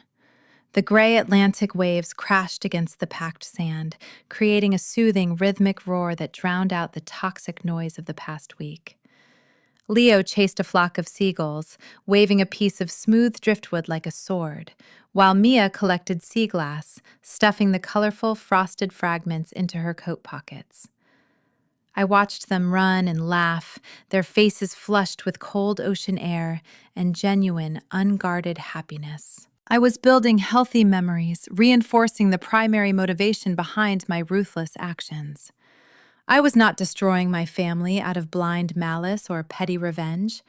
I was burning a toxic structure to the ground so my children could grow up in the sunlight, safely away from the shadows of emotional manipulation. Looking at Leo and Mia breathing in the crisp, salty air, I knew I had made the right choice. They were safe, and they would never have to sit at a dining table and feel invisible ever again. We were sitting on a thick, woven blanket eating turkey sandwiches when my cell phone vibrated inside my coat pocket. I checked the screen. It was Natalie. I stepped away from the picnic, walking closer to the crashing surf to ensure the kids could not hear the details of the conversation. "I have the final piece of the puzzle," Natalie said, her voice cutting clearly through the sound of the ocean wind. "What did you find?" I asked, keeping my eyes on my children playing near the dunes. "The bank fraud division sent over the physical documentation regarding Derek's secondary loan," she explained, her tone vibrating with legal triumph. "They pulled the original hard copy from the local branch where he submitted the application. The paperwork confirms that Derek did not just forge a digital signature from a computer. He physically walked into the bank branch and submitted a notarized document with Gerald's forged signature to purchase his luxury sports car. He used a fake notary stamp, I asked, the cold reality of his stupidity washing over me. Natalie let out a dry, humorless laugh. Worse, he paid a shady notary public to stamp the documents without Gerald present, violating state and federal lending laws. We obtained the security footage from the bank lobby. The timestamps match perfectly. We have high-definition video of Derek handing the forged collateral documents to the loan officer. I stared out at the endless expanse of the gray ocean. The magnitude of this discovery settled into my bones, heavy and absolute.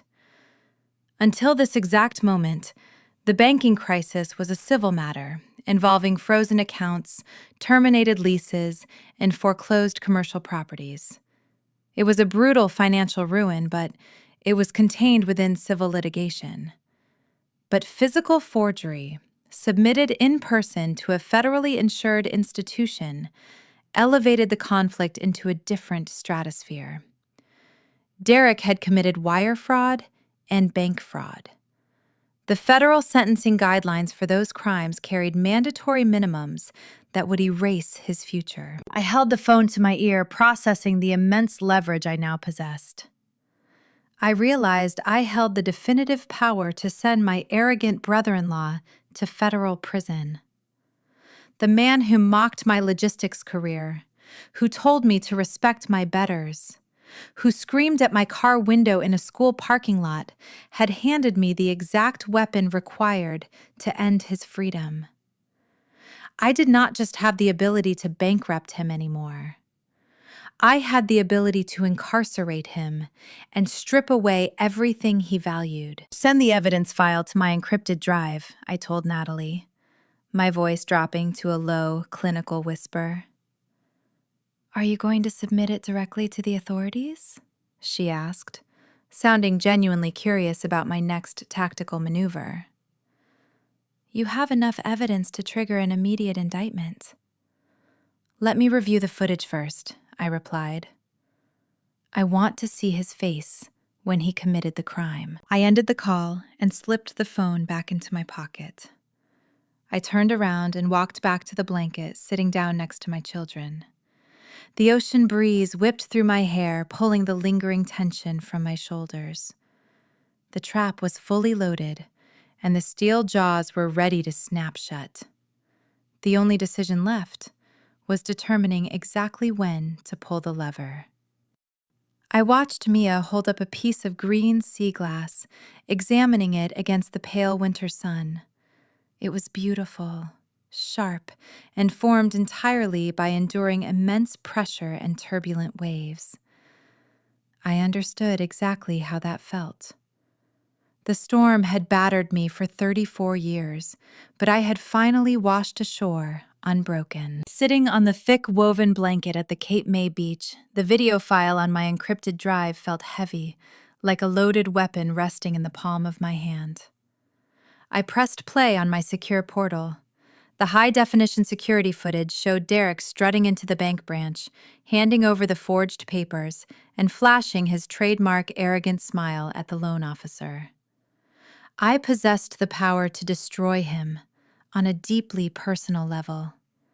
I could email this exact clip to his country club board of directors, to his remaining marketing clients, and to every local suburban gossip blog in Morris County. The desire for vengeance burned hot in my chest.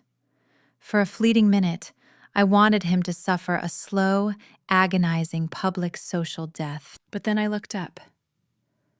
Leo and Mia were building a sprawling sandcastle near the tide line. They were working together, shaping the wet sand with their bare hands, laughing as the freezing ocean water rushed over their rubber boots. Vengeance is an unpredictable, turbulent emotion. It is messy, and it leaves toxic debris that can easily poison the innocent people you are trying to protect. My career in supply chain management taught me that you do not burn a warehouse to the ground just to eradicate a pest. You follow protocol. You apply clinical, targeted accountability. I did not need to ruin Derek. He had already ruined himself. I just needed to hand the rope to the proper federal authorities and let them pull the knot tight. I opened a secure email client, addressed it to the lead investigator at the bank fraud division, and attached the video file along with the forged notary documents. I typed one simple sentence. Please find enclosed the requested verification of collateral fraud. I hit send. The digital packet flew into the ether, and I washed my hands of my brother-in-law choosing clinical justice over petty revenge. The speed of the corporate banking sector is terrifying when their bottom line is threatened. By Tuesday morning, the federal gears ground Kimberly's pristine reality into fine dust. I received the play-by-play from Natalie, who was monitoring the asset seizures through the holding company portal. My sister had brazenly returned to the Morris County Country Club, attempting a desperate social rehabilitation after the police fiasco at her charity luncheon. She sat on the heated limestone patio with 3 other affluent housewives, ordering expensive salads and imported sparkling water. She was projecting an aura of unbothered superiority, pretending the protective order was just a silly clerical misunderstanding. Then the waiter returned with her leather check presenter. Her heavy platinum credit card sat rejected on top of the printed receipt. Kimberly tried a second card, then a third. Every single account tied to my father's frozen umbrella policy returned a stark red decline code. The club manager approached her table. He did not yell. He used that hushed professional tone that carries farther than a scream in high society. He informed Kimberly that her monthly membership dues had bounced 3 times in 48 hours. Due to the outstanding balance and the frozen bank drafts, her country club privileges were formally suspended effective immediately. He asked her to leave the premises quietly to avoid further embarrassment. The shame was visceral. The other women at the table fell silent, sipping their water and averting their eyes, pretending not to hear. Kimberly grabbed her designer purse, her face flushing a deep, blotchy crimson, and marched across the patio. She experienced the exact public shame and material deprivation she had gleefully wished upon my innocent children at the Thanksgiving table. The universe possesses a dark sense of humor, providing a perfect mirroring of cruelty. But the nightmare was only just beginning for the golden child. Kimberly drove back to her sprawling suburban estate, seeking refuge from the judging eyes of her peers. She turned onto her manicured street and hit a wall of harsh reality. 2 towering, heavy-duty flatbed tow trucks were parked diagonally across her expensive paver driveway. Thick steel chains clinked loudly, cutting through the quiet neighborhood air. Derek was standing on the pristine front lawn, screaming at the repossession agents. He was wearing luxury sweatpants and a wrinkled t-shirt, looking frantic and disheveled. The agents ignored his protests, consulting their clipboards and operating the hydraulic winches. One truck was already hoisting Derek's least imported sports car onto the steel bed. The second driver was hooking tow chains to Kimberly's luxury SUV. This was not happening in the shadows of the night. It was high noon in a wealthy New Jersey subdivision. Neighbors stood on their front porches, peering through their living room blinds and whispering on the sidewalks. The polished facade of their elite existence was being ripped away in broad daylight for the entire zip code to witness. Derek tried to block the tow truck driver, but the burly agent simply held up a printed court order signed by the bank. The operational cash was frozen, the loans were defaulted, and the vehicles were seized collateral. Kimberly stood on the sidewalk, watching her status symbols roll away down the asphalt. She had spent 3 decades defining her worth by the price tags attached to her life. Now she owned nothing.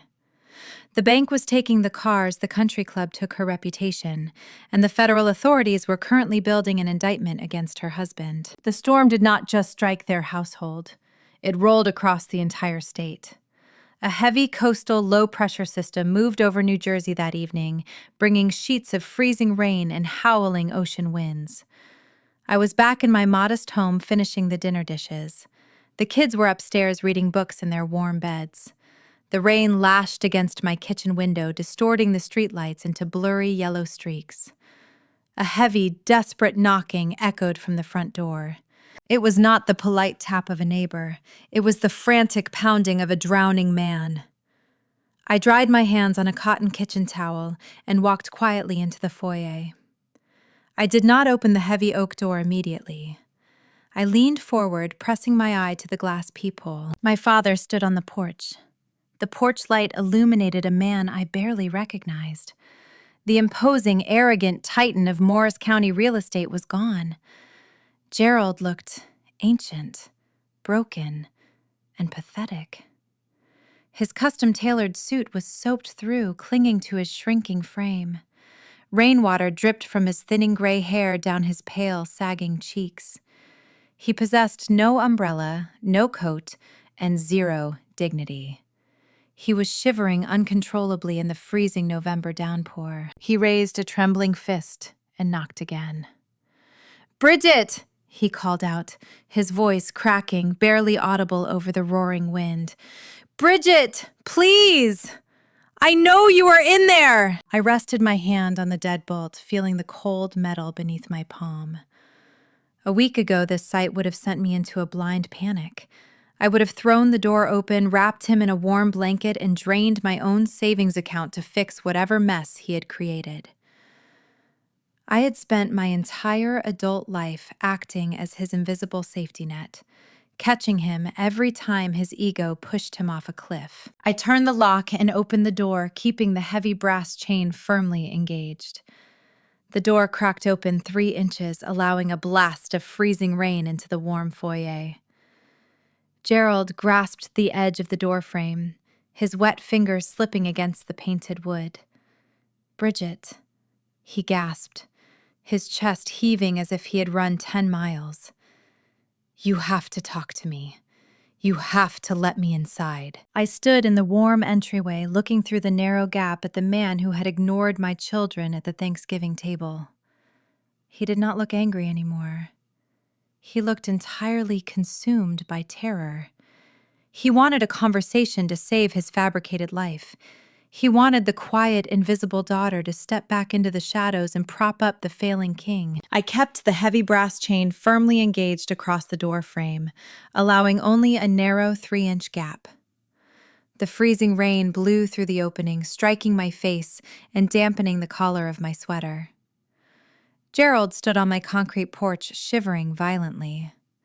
The yellow porch light cast harsh shadows across his pale skin, highlighting the deep exhaustion he usually hid beneath expensive spa treatments and forced bravado.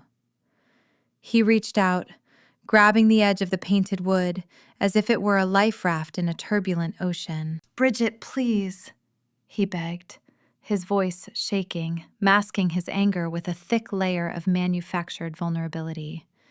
"You cannot do this to me." My chest is incredibly tight. The stress is destroying my heart. A good daughter would never do this to her own blood. "You are killing your father over a simple misunderstanding." I listened to his words, processing the manipulation with the same clinical detachment I used to analyze failed shipping routes. He was playing the ultimate guilt card. For my entire life, that specific tone of voice was a psychological trigger designed to make me drop everything to solve his problems. He used his health, his stress, and his parental authority as weapons to keep me firmly in line. But looking at him right now, standing pathetic and soaked in the winter storm, I did not see a powerful patriarch. I saw a hollow man who had spent 3 decades taking credit for my intellect. "There is no misunderstanding," I stated, my voice cutting cleanly through the howling wind. "A misunderstanding is a missed phone call or a delayed shipment. What you did was systematic exploitation. You took my pristine credit when I was 23 years old to save yourself from federal tax evasion. You used the profits from my commercial warehouse to fund Kimberly's country club lifestyle, and then you sat at a Thanksgiving table, handed expensive gifts to her children, and allowed your favorite daughter to publicly humiliate my kids without saying a single word in their defense. Gerald blinked, the rainwater dripping heavily from his eyelashes. He opened his mouth to formulate an excuse, trying to twist the narrative back into his favor, but I refused to give him the necessary oxygen. A good father does not treat his daughter like an invisible workhorse. I continued, my tone dropping into a low, icy register. A good father does not look at his grandchildren and decide they do not deserve to be acknowledged. You made your choice last Thursday. You chose Kimberly. Now, you get to experience exactly what her loyalty is worth when the bank accounts are frozen solid. I stepped back into the warm foyer, leaving him standing in the freezing cold. I picked up a thick manila envelope resting on the entryway console table. Natalie had drafted this specific legal instrument earlier in the week, anticipating this exact pathetic escalation. I returned to the door and slid the heavy paper envelope through the narrow gap in the frame. Gerald caught it instinctively, his wet fingers clutching the thick document. "What is this?" he asked, his voice losing the theatrical frailty and slipping back into genuine confusion. "It is a formal cease and desist declaration," I replied, ensuring my enunciation was perfectly clear. "It outlines the legal boundaries moving forward. You are officially barred from contacting me, approaching my residence, or visiting my children at their school. Any future communication regarding the corporate restructuring or the bank foreclosure must be directed exclusively through my legal counsel. If you step foot on my property again, I will have you arrested for trespassing." He stared at the envelope in his hands. The reality of his situation finally pierced through his decades of entrenched narcissism. He could not charm his way out of this crisis. He could not bully me into submission. The invisible daughter had permanently severed the supply chain of his unearned wealth. Gerald looked up at me, his eyes wide and vacant. The bubbling anger was gone, replaced entirely by the crushing weight of absolute defeat. His shoulders slumped forward, collapsing under the realization that he possessed zero remaining leverage. He turned away from my door, walking slowly down the front steps. He did not argue. He did not look back. I watched him shuffle down my driveway, his expensive leather shoes splashing through the freezing puddles, until he disappeared into the dark suburban storm. I closed the door, sliding the deadbolt securely into place, and wiped a stray drop of rainwater from my cheek. The silence in my house felt different this time. It felt permanent. It felt secure. The legal and financial machinery did not sleep just because my father was walking home in the rain. By Wednesday morning, the National Bank officially initiated the commercial foreclosure process. The digital notifications populated my holding company dashboard with ruthless efficiency. Because the acceleration clause remained completely unsatisfied, the federal underwriters moved straight to the liquidation phase. This was the definitive death blow to my parents' fabricated empire. Without the operational cash flow generated by the New Jersey Turnpike facility, my parents' primary income stream was completely dead. The revenue that paid their exorbitant mortgage, covered their luxury car leases, and funded their frequent European vacations was permanently eradicated. The bank appointed an independent corporate receiver to manage the warehouse operations during the transition, ensuring that not a single cent of profit reached Gerald's personal accounts. The countdown clock was ticking loudly in the background. Within a matter of weeks, their sprawling mansion would be seized and auctioned by the state to satisfy the mounting corporate debt. They were staring down the barrel of total, undeniable insolvency. While my parents' empire crumbled into ash, my own career was ascending rapidly. I arrived at my corporate logistics office on Thursday morning, carrying a fresh cup of dark roast coffee. My assistant had placed the daily mail stack in the center of my polished mahogany desk. Resting on the very top of the pile was a thick, cream-colored envelope stamped with an elegant gold foil seal. I picked up the heavy cardstock, slicing the top open with a silver letter opener. Inside was an exclusive invitation to the annual Regional Pharmaceutical Logistics Gala. The event was scheduled for the upcoming weekend at a prestigious oceanfront casino resort in Atlantic City. This was not just a standard industry networking dinner.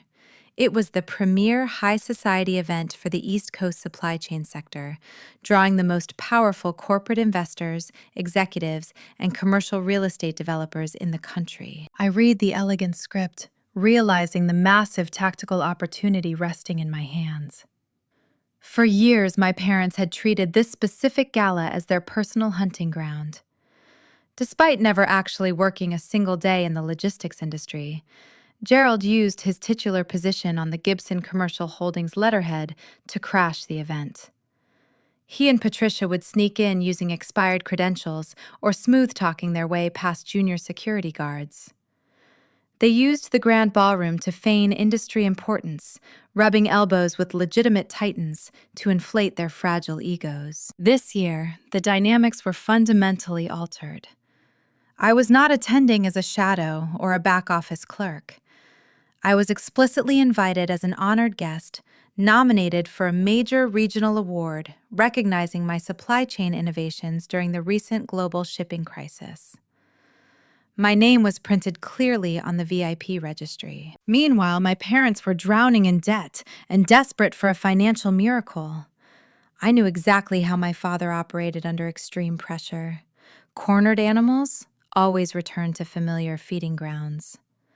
Gerald would view this Atlantic City gala as his last desperate chance to secure a private bridge loan from a wealthy investor to save his sinking estate. He would undoubtedly try to crash the event wearing his tailored tuxedo, pretending the bank foreclosure was just a minor accounting error. I placed the gold foil invitation on my desk, a slow, cold smile spreading across my face. My parents were going to walk right into a room filled with the most powerful financial players in the state. They were going to attempt one final grand illusion to save their pride. And I was going to be standing right on the main stage when the spotlight finally illuminated their absolute ruin. The trap was set for a public, inescapable collision, and I was fully prepared to watch them fall. The Atlantic City coastline sparkled against the freezing December night. Inside the sprawling oceanfront casino resort, the climate was perfectly controlled, smelling of expensive citrus cologne and roasted tenderloin. The grand ballroom hosted the annual Regional Pharmaceutical Logistics Gala. This was the beating heart of the New Jersey industrial economy. The room was packed with shipping magnates, commercial real estate developers, and pharmaceutical executives. For 3 decades, my parents treated this exact event as their personal hunting ground. They used my father's superficial title on the corporate letterhead to bypass security, mingling with legitimate titans to inflate their hollow egos. Tonight, the dynamic was entirely rewritten. I stepped onto the patterned carpet, wearing a tailored emerald silk evening gown. My hair was swept up into a sleek twist.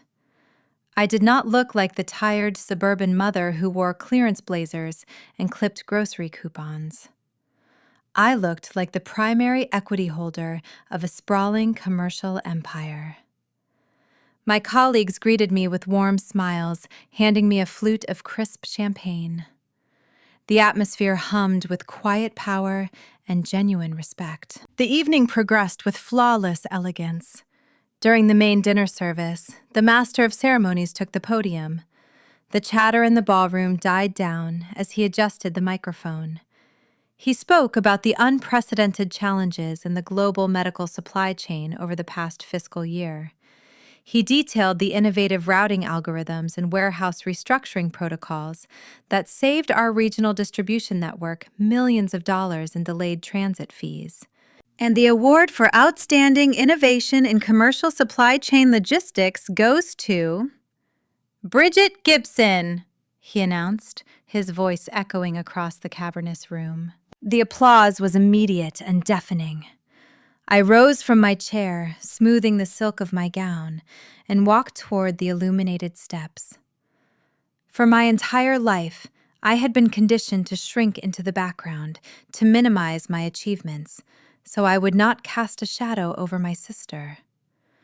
Walking onto that stage, bathed in bright white spotlights, I finally stopped shrinking. I accepted the heavy crystal trophy from the presenter and turned to face the audience. I looked out over the sea of tailored suits and glittering jewelry. Supply chain logistics is fundamentally about clearing pathways and removing toxic inefficiencies, I said into the microphone, my voice carrying a cool, steady authority.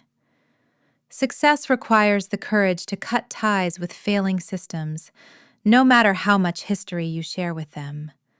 Thank you for this incredible honor. As the room erupted into another round of applause, my gaze swept toward the back of the ballroom near the heavily guarded velvet exit doors.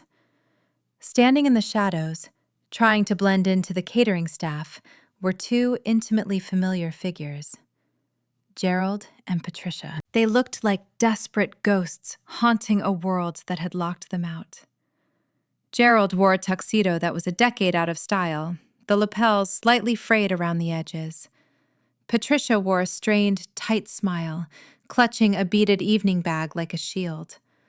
Around their necks hung faded plastic vendor badges. They had dug out expired credentials from a trade show 5 years ago, sneaking past the junior security guards just to gain access to the room. They stood frozen, staring up at the brightly lit stage. My father watched the entire room of billionaires and industry leaders give his invisible daughter a standing ovation. The sheer cognitive dissonance fractured his expression. The kingdom he pretended to rule was currently bowing to the peasant he had discarded. I descended the steps, returning to my table with the heavy crystal award. The formal dinner concluded, transitioning into a high-stakes networking hour. I stood near a towering ice sculpture, sipping sparkling water with Preston Caldwell. Preston was a prominent industrial developer, known for his ruthless acquisition tactics and zero tolerance for corporate nonsense. From the corner of my eye, I saw Gerald making his move. He zeroed in on Preston, weaving through the crowd with a frantic, desperate energy. My father needed a private bridge loan to halt the bank foreclosure. He needed a financial miracle to save his sprawling estate, and Preston possessed the exact liquid capital required to pull him from the wreckage. Gerald stepped into our circle, ignoring me entirely. He thrust his hand toward the developer, plastering on his trademark artificial grin. "Preston, my good man," Gerald boomed, his tone dripping with forced camaraderie. "It is a pleasure to see you again. I was hoping we could discuss a highly lucrative private investment opportunity regarding my turnpike properties. I am looking for a quiet, short-term capital bridge." Preston did not take the offered hand. He stood perfectly still, swirling the amber liquid in his crystal glass. The billionaire developer looked at Gerald with the detached curiosity of a scientist examining a dying insect. "Your operational credit is frozen solid," Gerald Preston stated, his voice low, clinical, and devastatingly clear. "My underwriting team flagged your accounts 48 hours ago. You possess zero liquid capital and zero voting power." Gerald's hand dropped slowly to his side. His artificial grin faltered, the color draining rapidly from his flushed cheeks. "I do not issue private loans to figureheads," Preston continued, taking a slow sip of his drink. "If I want to develop the New Jersey Turnpike property, I will speak directly to the woman holding the master lease. I will speak to Bridget." Preston turned his back on my father, shutting him out of the circle entirely. The humiliation was absolute. Gerald stood paralyzed in the center of the crowded ballroom, stripped of his armor and exposed as a fraud in front of the exact peer group he worshipped. He had nothing left to sell, and no one left to fool.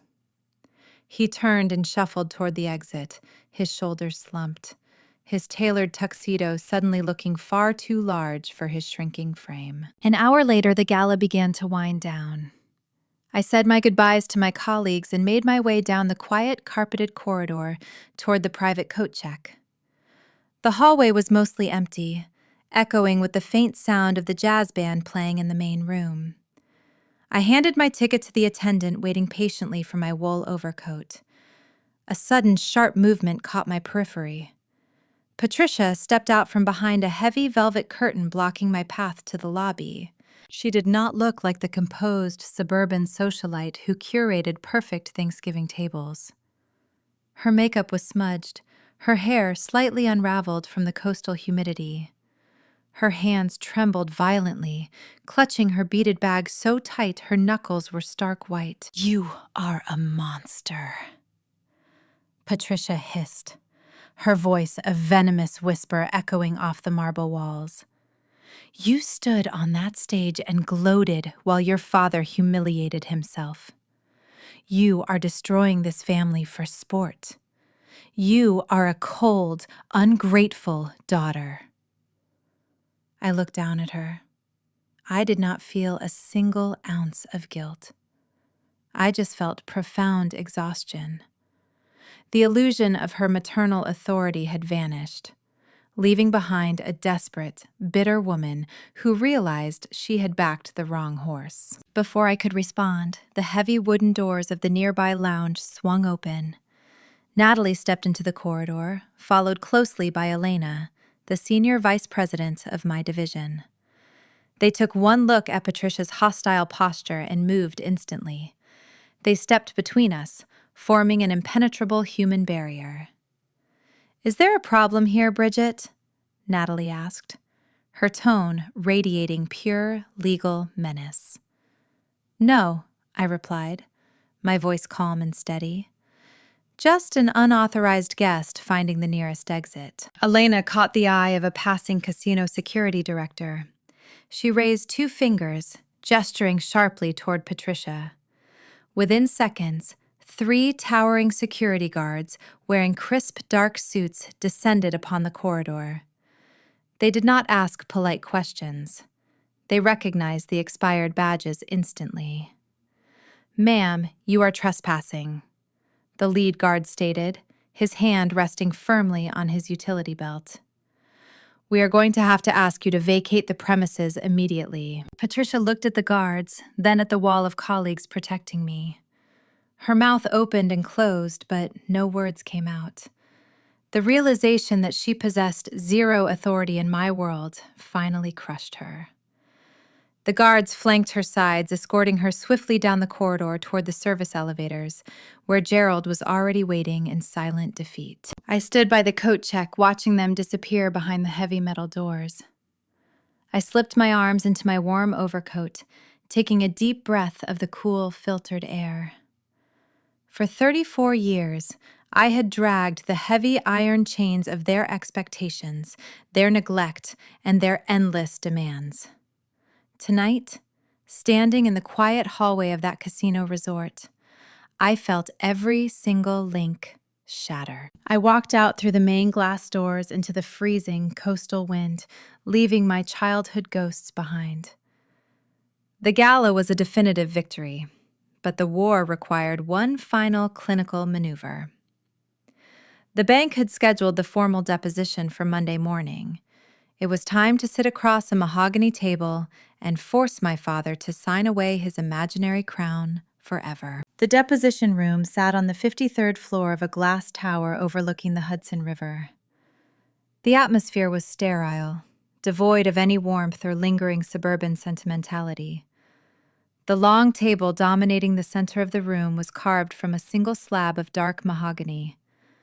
I sat on one side, with Natalie tracing the grain of the polished wood with my index finger. Across from us sat the lead counsel for the National Bank, an imposing woman in a charcoal-tailored suit named Ms. Albright. She possessed the cold, calculating gaze of an apex predator, determining how to butcher a carcass. The double doors clicked open.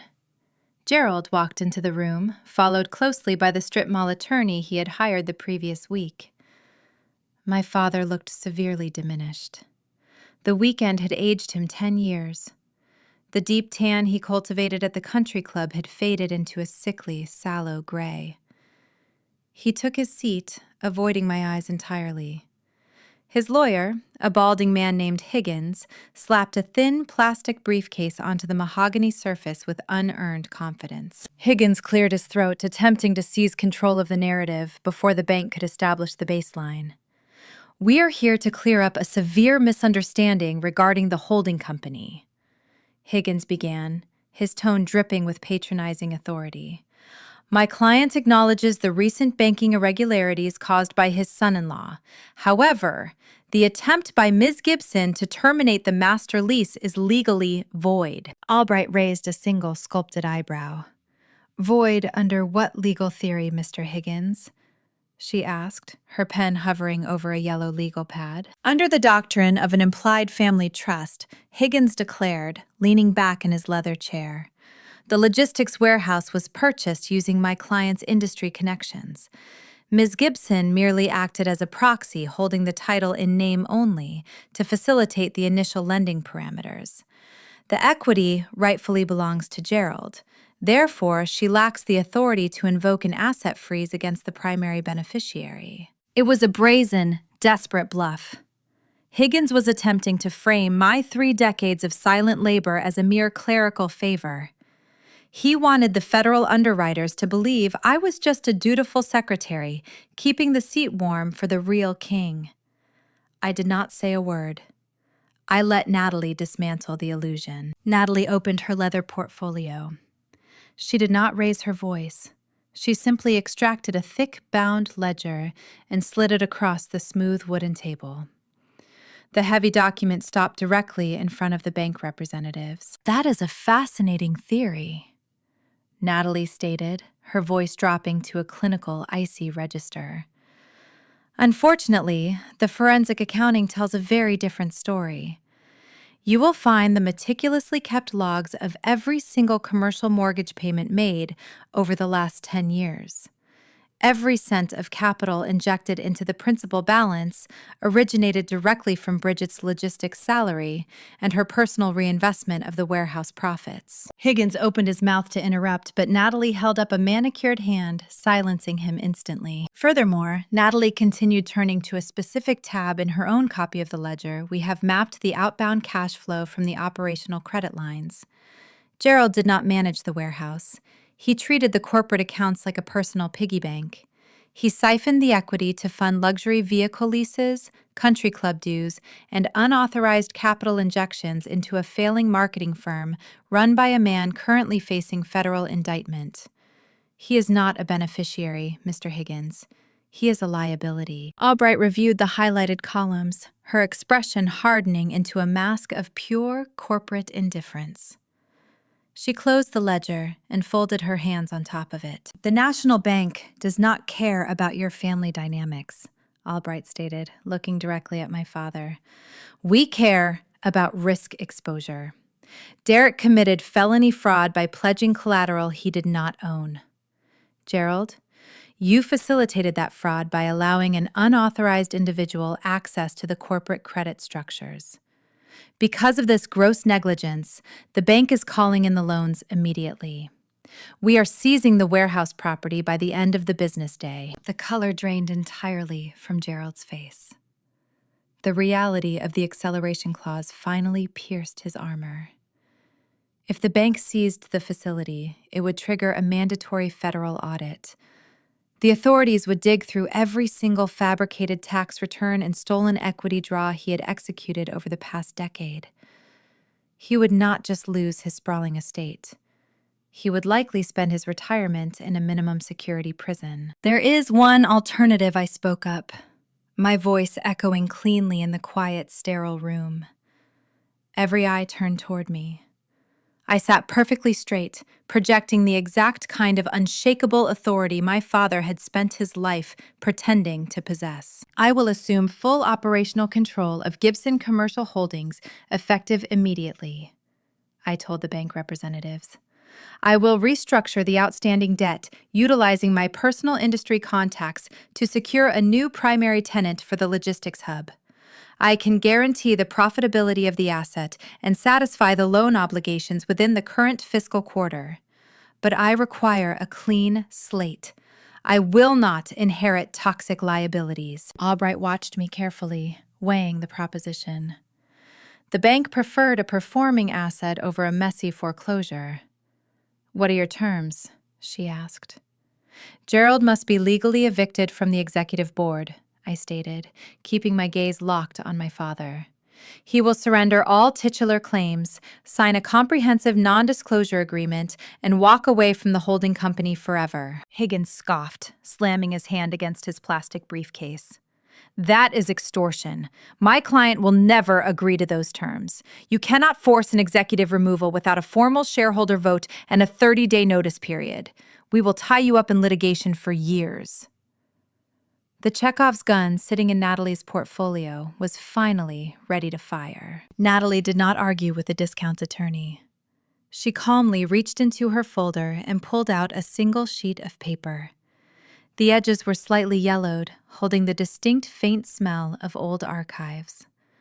She slid the decade-old document across the mahogany table until it rested right next to Gerald's trembling hands. "You waived the right to a shareholder vote 10 years ago," Natalie explained, her tone remarkably gentle, a stark contrast to the lethal nature of her words.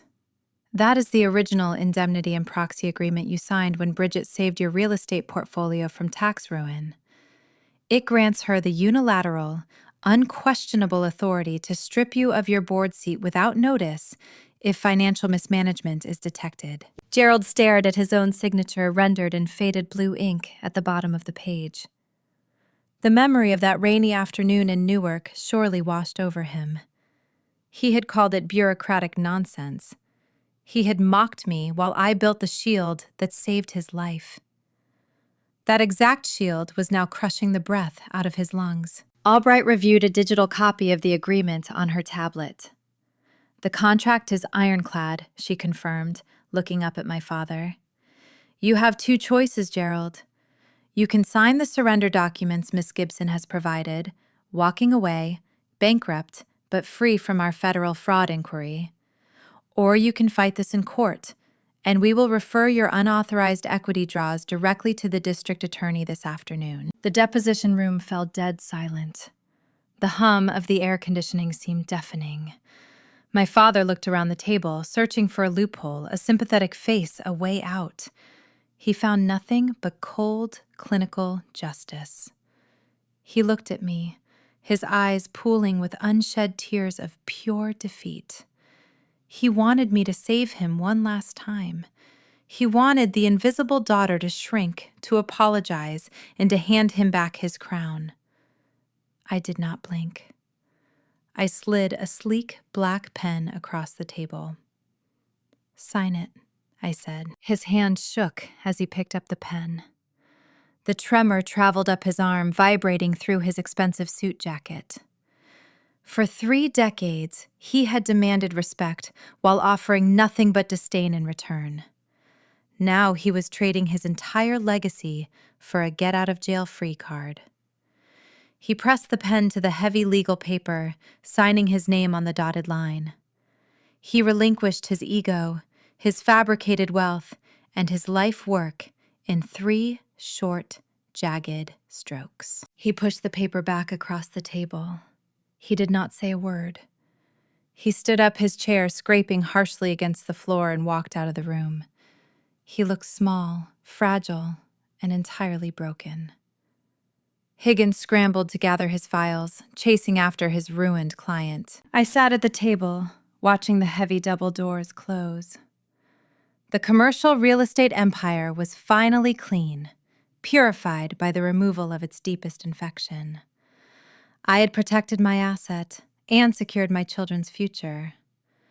The primary antagonist was defeated, stripped of his power, and banished to a life of fixed incomes and bitter regrets. But a toxic ecosystem does not die quietly. Removing the head of the snake only causes the body to thrash more wildly. As I walked out of the glass high-rise, stepping into the crisp winter air, my cell phone began to vibrate in my coat pocket. I checked the screen. The caller ID displayed Kimberly's name. The golden child was calling. Her husband was facing a federal indictment, her parents were officially destitute, and her sprawling mansion was running out of borrowed time. The final frantic sequence of her destruction had arrived, and she was looking for a bailout. The winter wind sweeping off the Hudson River cut through my wool overcoat as I stood on the concrete sidewalk outside the high-rise. My cell phone vibrated in my palm, a persistent and frantic rhythm. The caller identification displayed my sister's name. I stared at the glowing screen, watching the letters pulse. A few weeks ago, a call from Kimberly meant bracing myself for passive, snide remarks about my wardrobe or unsolicited critiques regarding my career choices. Today, the dynamics were entirely inverted. The golden child was trapped in a collapsing house, and the invisible sister held the only set of keys to the exit. I swiped the green icon and brought the speaker to my ear. I did not offer a greeting. I just listened to the raw, chaotic sound on the other end of the line. Kimberly was weeping.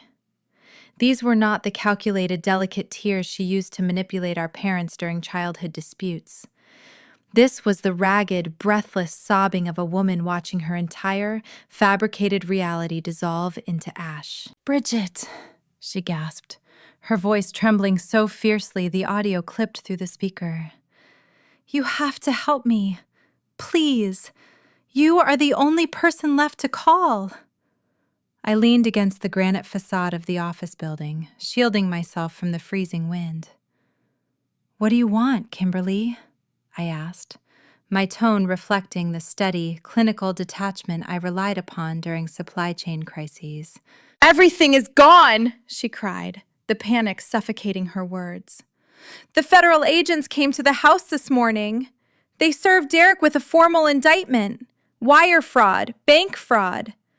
They confiscated his passport and seized the remaining funds in his business accounts. He is facing federal prison, Bridget. We do not even have enough liquid cash to hire a defense attorney." She paused, taking a ragged, shuddering breath. I could hear the faint sound of a television playing a cartoon in her background. "The bank sent the pre-foreclosure notices for our house today," Kimberly continued, her voice dropping into a desperate, frantic whisper. "They towed the cars last week. My credit cards are declining at the grocery store.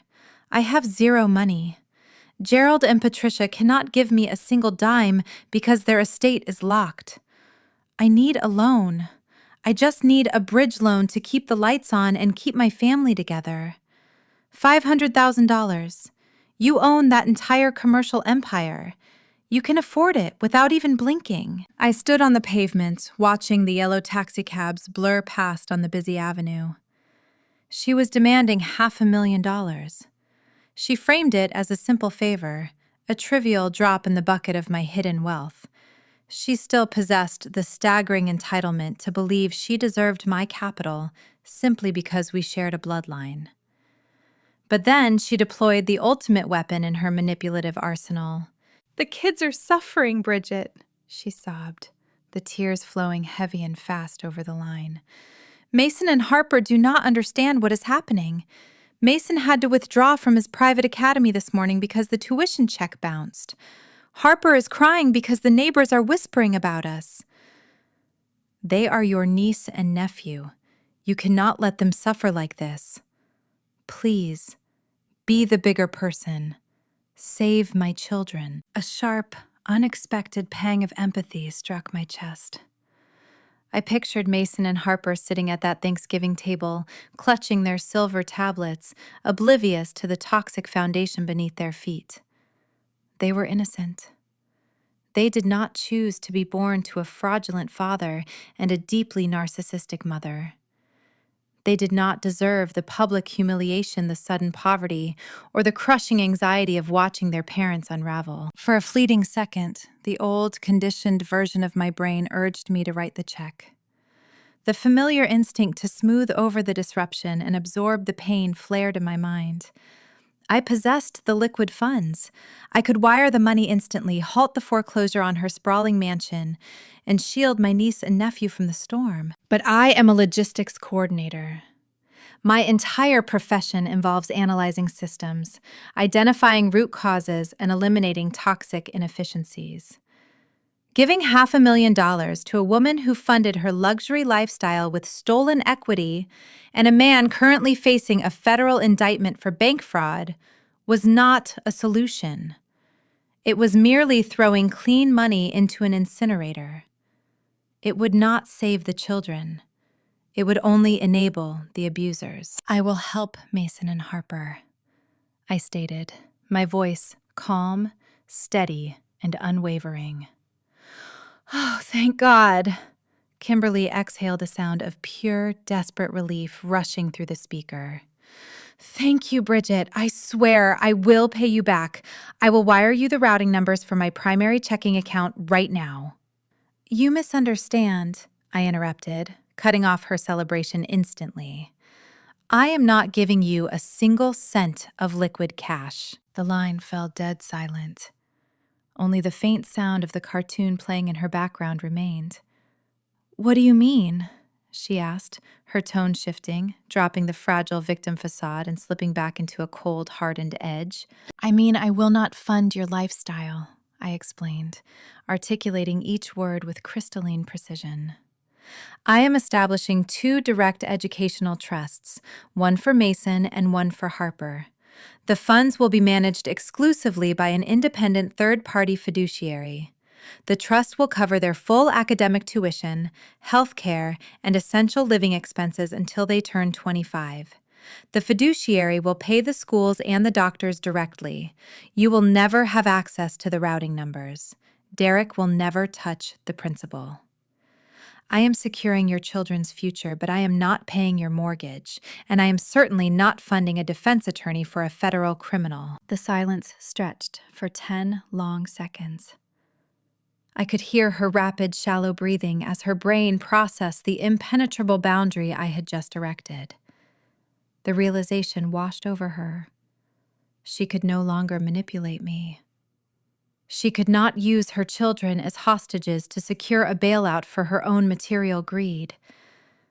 The invisible sister was offering genuine salvation for her kids, but zero salvation for her ego. You are a monster, Kimberly hissed, her voice vibrating with sheer, untethered rage. You have millions of dollars, and you are going to let us lose our home. You are going to let my husband go to prison just to prove a point. You planned this. You wanted to ruin my life because you have always been jealous of me. She did not wait for a response. She screamed a final bitter insult and disconnected the call. I lowered the phone from my ear. I did not feel a rush of guilt. I did not feel the familiar twisting knot of anxiety in my stomach. I felt light. I felt incredibly free. My boundary held firm under extreme emotional pressure, proving that my internal growth was permanent. I slipped the device into my pocket and turned away from the freezing wind, heading back into the warmth of the corporate district. The familial ties were officially severed. Now it was time to finalize the business extraction. I walked 3 blocks down the avenue, entering a towering steel and glass building that housed one of the largest corporate brokerage firms on the East Coast. Natalie was waiting for me in an expansive executive boardroom situated on the top floor. Sitting across from her were 5 executives representing a global shipping and logistics conglomerate. For the past week, while my family tore themselves apart, I had been quietly orchestrating the ultimate exit strategy. Owning the New Jersey Turnpike facility granted me immense leverage, But remaining a landlord meant maintaining a geographical and legal tether to the wreckage of my parents' estate. I wanted a clean slate. I wanted total, untraceable liquidity. The global conglomerate desired premier industrial access to the eastern seaboard. The Turnpike facility was the crown jewel they needed to complete their freight network. We bypassed the standard lengthy commercial listing process, executing a private expedited acquisition. The lead executive, a stern man with silver hair, slid a thick stack of pristine contracts across the polished conference table. "We have reviewed the revised terms, Ms. Gibson," he stated respectfully. "We are prepared to assume all existing tenant leases and clear the remaining debt obligations attached to the holding company. The buyout figure is finalized." I took a seat next to Natalie, picking up the silver pen resting on the leather portfolio. I read through the summary page confirming the staggering 8-figure buyout. This transaction would liquidate Gibson Commercial Holdings entirely. I would trade the physical concrete and steel for pure, limitless mobility. I signed my name on the designated lines, pressing the ink firmly into the paper. I initialed the transfer deeds, the environmental waivers, and the final asset relinquishment forms. With every stroke of the pen, I dismantled the invisible cage I had occupied for a decade. Natalie collected the documents, handing them to the corporate notary. "The deal is closed," Natalie announced, offering a rare, genuine smile. "Funds will be wired to your private encrypted accounts within 48 hours. I stood up, shaking hands with the conglomerate executives. I walked out of the boardroom, leaving my corporate empire behind. The toxic family was left in the dust, drowning in the consequences of their own unearned arrogance. I was walking away with my wealth, my dignity, and my future fully secured. The business chapter was concluded, but the legal system still demanded a final reckoning. The federal court date was set for the following week. A federal judge was preparing to formalize the liquidation of my parents' estate and hand down the sentencing for my brother-in-law. I needed to be in that courtroom, not as a participant, but as a silent observer watching the final curtain fall on the people who thought they could crush my children and walk away unscathed. The federal courthouse in downtown Newark was a monolithic structure built from cold limestone and polished marble. It was a sterile, intimidating environment designed specifically to make every individual who walked through its heavy brass doors feel incredibly small. For my entire life, my parents utilized emotional manipulation to make me feel small inside my own home. Today, the architecture of the United States justice system was performing that exact same function upon them. I arrived 30 minutes before the scheduled docket. I bypassed the crowded front benches reserved for direct family members and chose a seat in the very last row of the gallery. I wore a tailored navy suit, keeping my posture perfectly straight. I was not there as a participant or a victim. I was a ghost haunting the perimeter of their destruction. I sat in the shadows, acting as an impartial observer to the final stage of a demolition I had carefully engineered. The heavy wooden doors near the front of the room swung open.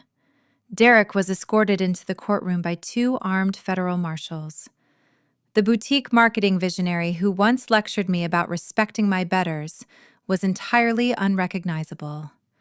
He wore a standard-issue tan jumpsuit, his wrists secured by heavy steel cuffs.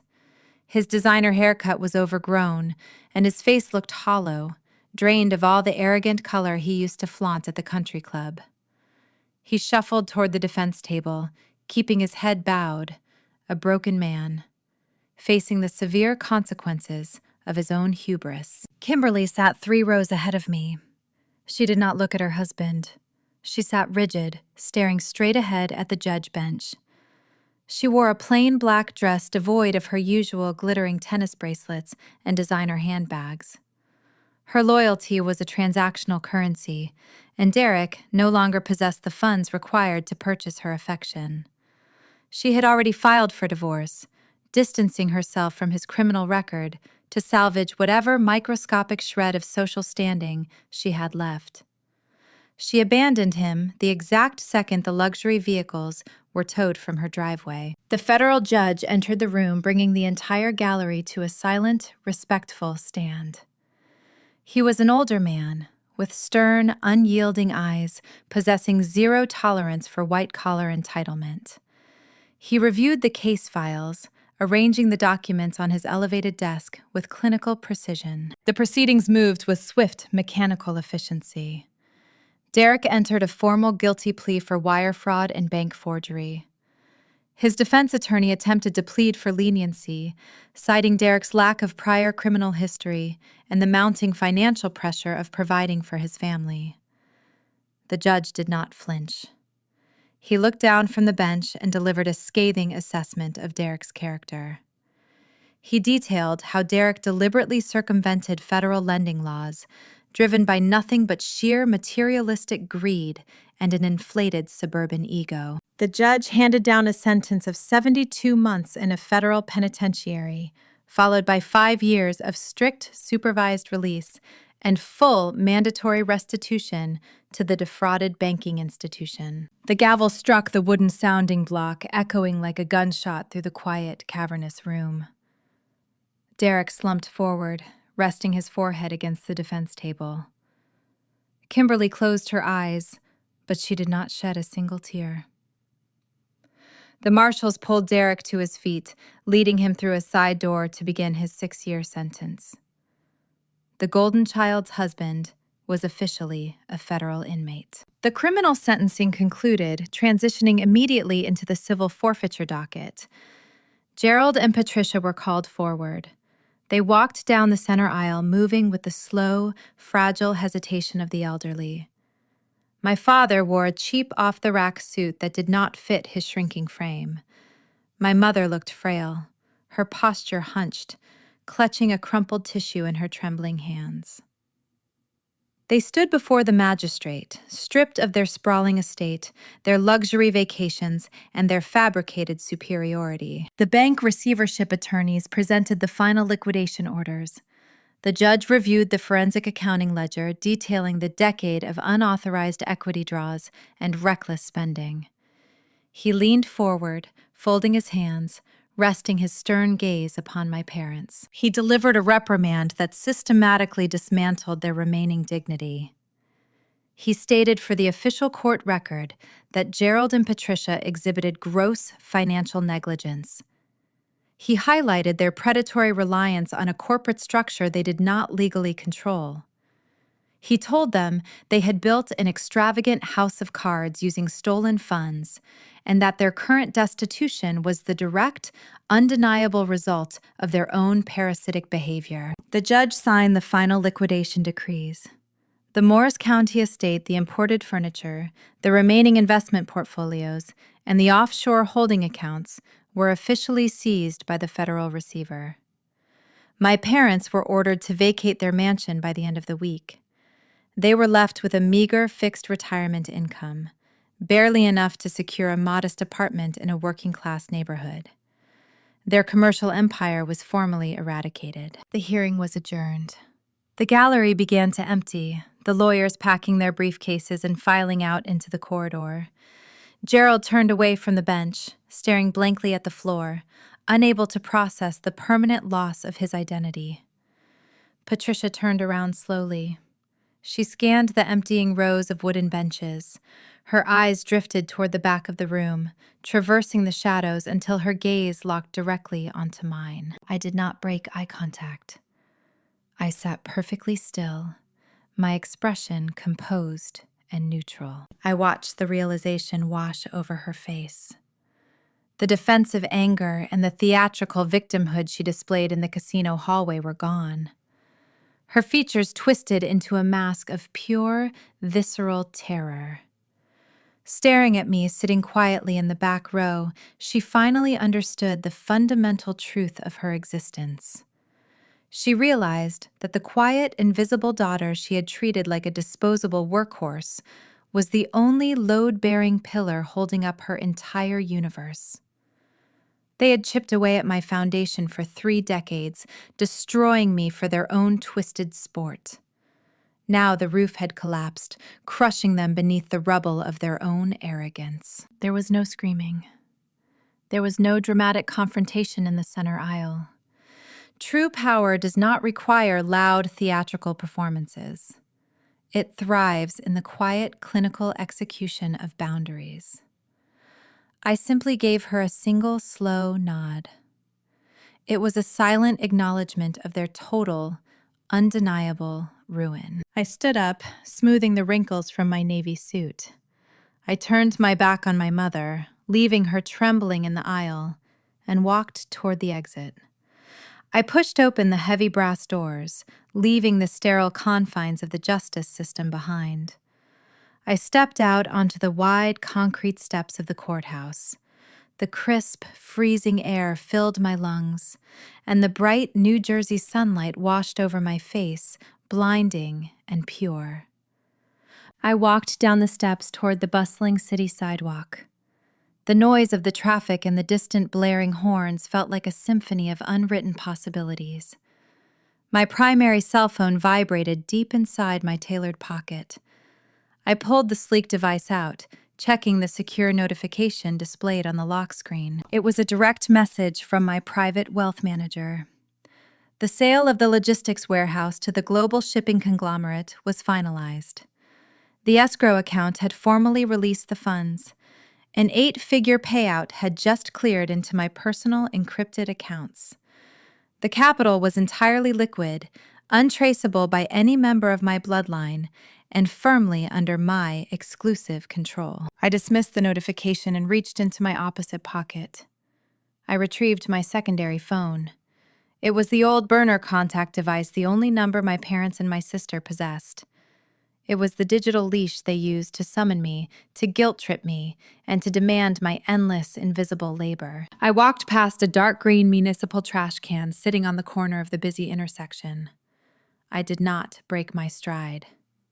I tossed the old burner phone directly into the garbage. It landed among the discarded coffee cups and crumpled wrappers with a dull, satisfying thud.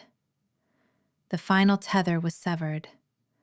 The toxic supply chain was permanently dismantled.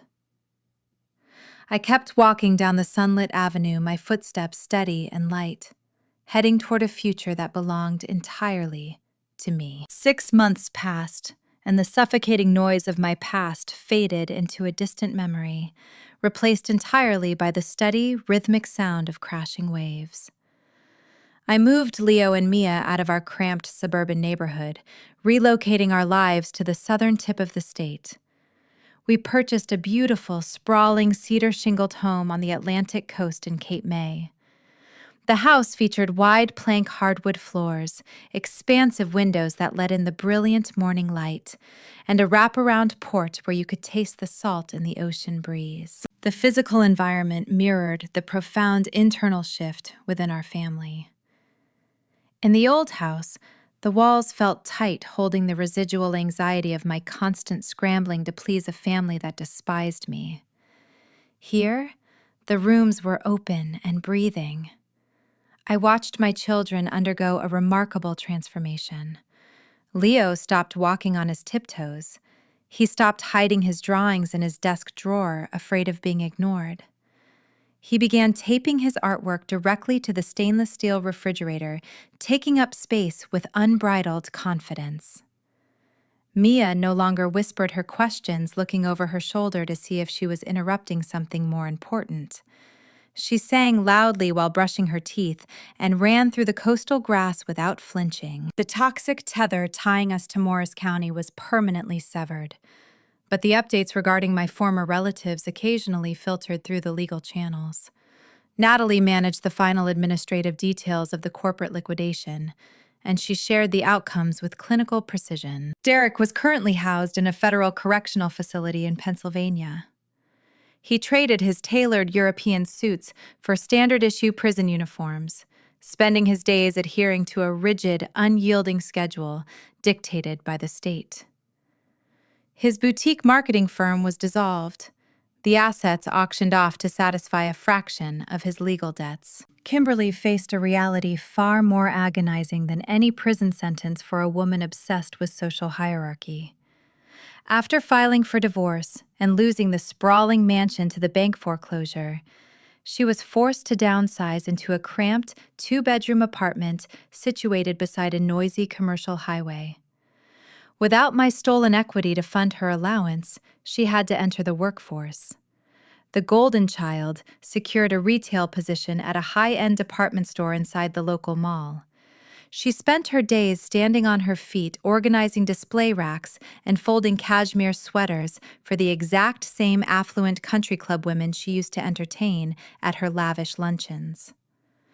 Every transaction was a searing reminder of her spectacular fall from grace. Gerald and Patricia did not fare much better.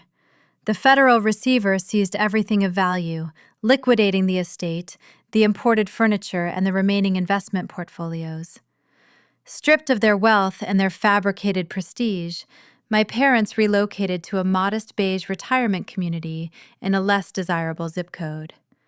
They lived on a strict fixed income, clipping the same grocery coupons they used to mock me for using. Gerald no longer held court at high society galas.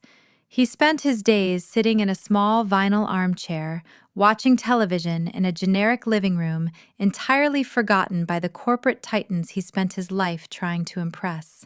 Hearing these updates, I did not feel the urge to gloat.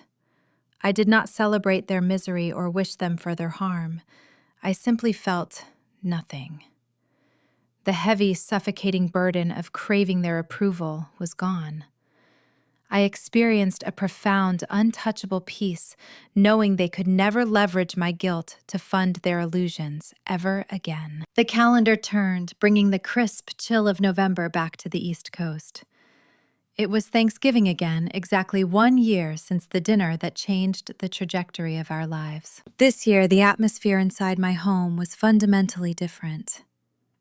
The air smelled of roasting turkey, cinnamon, and butter, but it lacked the suffocating scent of designer perfume and underlying hostility. I did not curate the dining table to impress a panel of silent judges. I set the long wooden table with simple woven placemats, mismatched ceramic plates, and a handful of pine cones the children had gathered from the yard. The fire crackled warmly in the stone hearth, casting a soft golden glow across the room. I was not cooking alone. Natalie stood at the kitchen island, chopping fresh vegetables and pouring a robust red wine into standard glass tumblers. She had driven down from Newark to spend the holiday with us, trading her usual sharp corporate armor for a comfortable knit sweater. We invited a few other close friends, forming a small, intimate circle of chosen family. The house hummed with genuine laughter, overlapping conversations, and the comforting clatter of silverware. When dinner was ready, we gathered around the table. There was no rigid seating chart, and no tense performance required to earn a meal. Leo and Mia sat beside me, passing bowls of mashed potatoes and green beans, their faces flushed with joy. They were safe seen and unconditionally valued. As the meal concluded, I stood up and walked over to the hallway closet. I retrieved 2 wrapped boxes, bringing them back to the table. I did not present them with a grand theatrical speech designed to inflate my own ego. I simply placed one box in front of Leo and the other in front of Mia. "I know we usually wait for the winter holidays for gifts," I said, smiling down at them. "But Thanksgiving is about showing gratitude, and I am incredibly grateful for both of you." They tore into the wrapping paper with eager, unhesitating excitement. There were no sleek silver tablets or expensive electronics intended to buy their superficial affection. I gave Leo a high-quality brass telescope. He had spent the last 3 months checking out library books about astronomy, fascinated by the constellations visible from our dark coastal backyard. I gave Mia a professional-grade watercolor set featuring thick, textured paper and vibrant, authentic pigments, recognizing her emerging passion for painting the ocean sunsets. These were modest, meaningful items, chosen because I paid attention to who they were, forming their own unique identities. Leo ran his fingers over the brass lens, his eyes wide with wonder. "Thank you, Mom," he whispered, looking up at me with a gaze so full of pure trust it made my chest ache in the best possible way. Mia was already opening the wooden case, inspecting the colorful paints. She leaned over and wrapped her small arms tightly around my waist, burying her face into my sweater. I looked around the table, locking eyes with Natalie. She raised her wine tumbler, offering a silent, respectful toast to the empire we had dismantled and the sanctuary we had built in its place. I realized, standing in the warm glow of that dining room, that the 8-figure payout resting in my encrypted accounts was not my true prize. The commercial real estate, the shattered corporate hierarchy, and the public vindication were merely the logistical steps required to reach this exact moment. I did not just take my wealth back from the people who sought to exploit my labor. I took my life back. I broke a generational curse forged in manipulation and conditional love, ensuring it would never infect another branch of my family tree. I secured a future where my children would never have to shrink themselves to fit into a kingdom that did not value their light.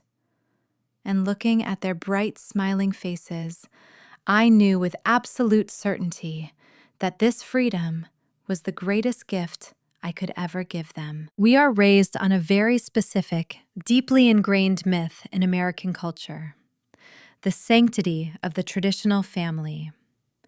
We are taught that blood is an unbreakable bond, a sacred covenant that demands our unwavering loyalty, our endless forgiveness, and our silent endurance. But as I look back on the ashes of the empire I had to dismantle to save my children, I realize that this myth is often weaponized. It becomes a heavy velvet cloak used to smother the truth. The story of my family, the Thanksgiving betrayal, the frozen bank accounts, the ultimate severing of ties, is not just a tale of corporate vengeance. At its core, it is a profound reckoning with what it actually means to be a parent and the terrifying price of generational responsibility. In many affluent suburban pockets of America, the concept of parenting has been tragically reduced to a superficial ledger of material provisions. We confuse financial indulgence with genuine emotional presence, mistaking the glossy veneer of the American dream for actual family stability. My father, Gerald, and my mother, Patricia, built their entire identities around this exact fallacy. They believed that providing a sprawling Morris County estate and blindly funding my sister Kimberly's luxury lifestyle absolved them of the fundamental need to be fair, honest, or emotionally aware.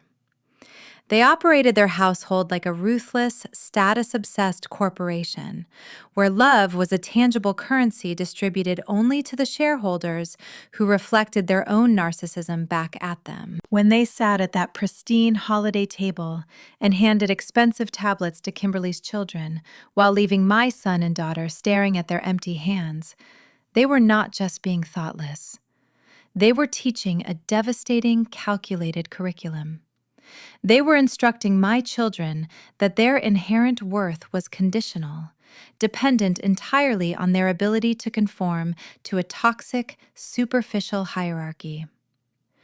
Raising children within a traditional family structure requires a bedrock foundation of unwavering fairness and emotional awareness. When parents play favorites, when they use material gifts to manipulate loyalty and withhold affection to punish independence, they do not build a family. They build a gladiator arena. For 34 years, I believed I was fulfilling my familial responsibility by playing the role of the invisible workhorse. I thought that by absorbing their insults, securing their commercial warehouse, and smoothing over their crises, I was keeping the peace. Society applauds this kind of martyrdom. We tell daughters to be the bigger person, to swallow their pride for the sake of the holiday dinner, to respect their elders, regardless of how those elders behave. But sitting in that dark sedan with my children after Thanksgiving, listening to my daughter ask if she was bad because she was ignored, the illusion shattered. I realized a terrifying truth. Tolerating disrespect in the name of family loyalty is not a virtue. It is a poison. If you allow your blood relatives to mistreat you, you are handing your children a blueprint for their own future abuse. True family responsibility sometimes requires you to become the villain in your parent's story, so you can be the hero in your children's lives. It means possessing the fierce, unyielding courage to look at the toxic ecosystem you were born into and say, "This ends with me." We live in a culture that relentlessly pressures parents to keep up appearances, often at the expense of their moral compass. Kimberly was the quintessential product of this environment, frantically curating a flawless social media facade, while her husband Derek committed federal bank fraud to sustain the illusion of their success. They were so desperate to project a specific affluent image to their country club peers that they wholly abandoned the foundational tenets of honesty and integrity. But children do not need a pristine suburban mansion built on a foundation of lies. And they certainly do not need to be leveraged as emotional hostages to secure a financial bailout, as Kimberly attempted to do when the walls finally closed in on her. Children require emotional safety. They need parents who are present, authentic, and morally sound.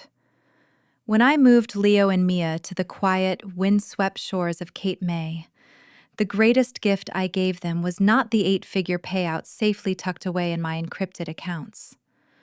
The greatest gift was removing the suffocating weight of conditional love.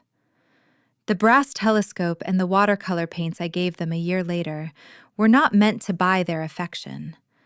They were modest, intentional tools designed to help them explore their own unique identities, free from the crushing expectations of a fabricated dynasty. So many of us are silently carrying the immense weight of generational dysfunction, terrified to drop the burden because we have been told that walking away is a failure.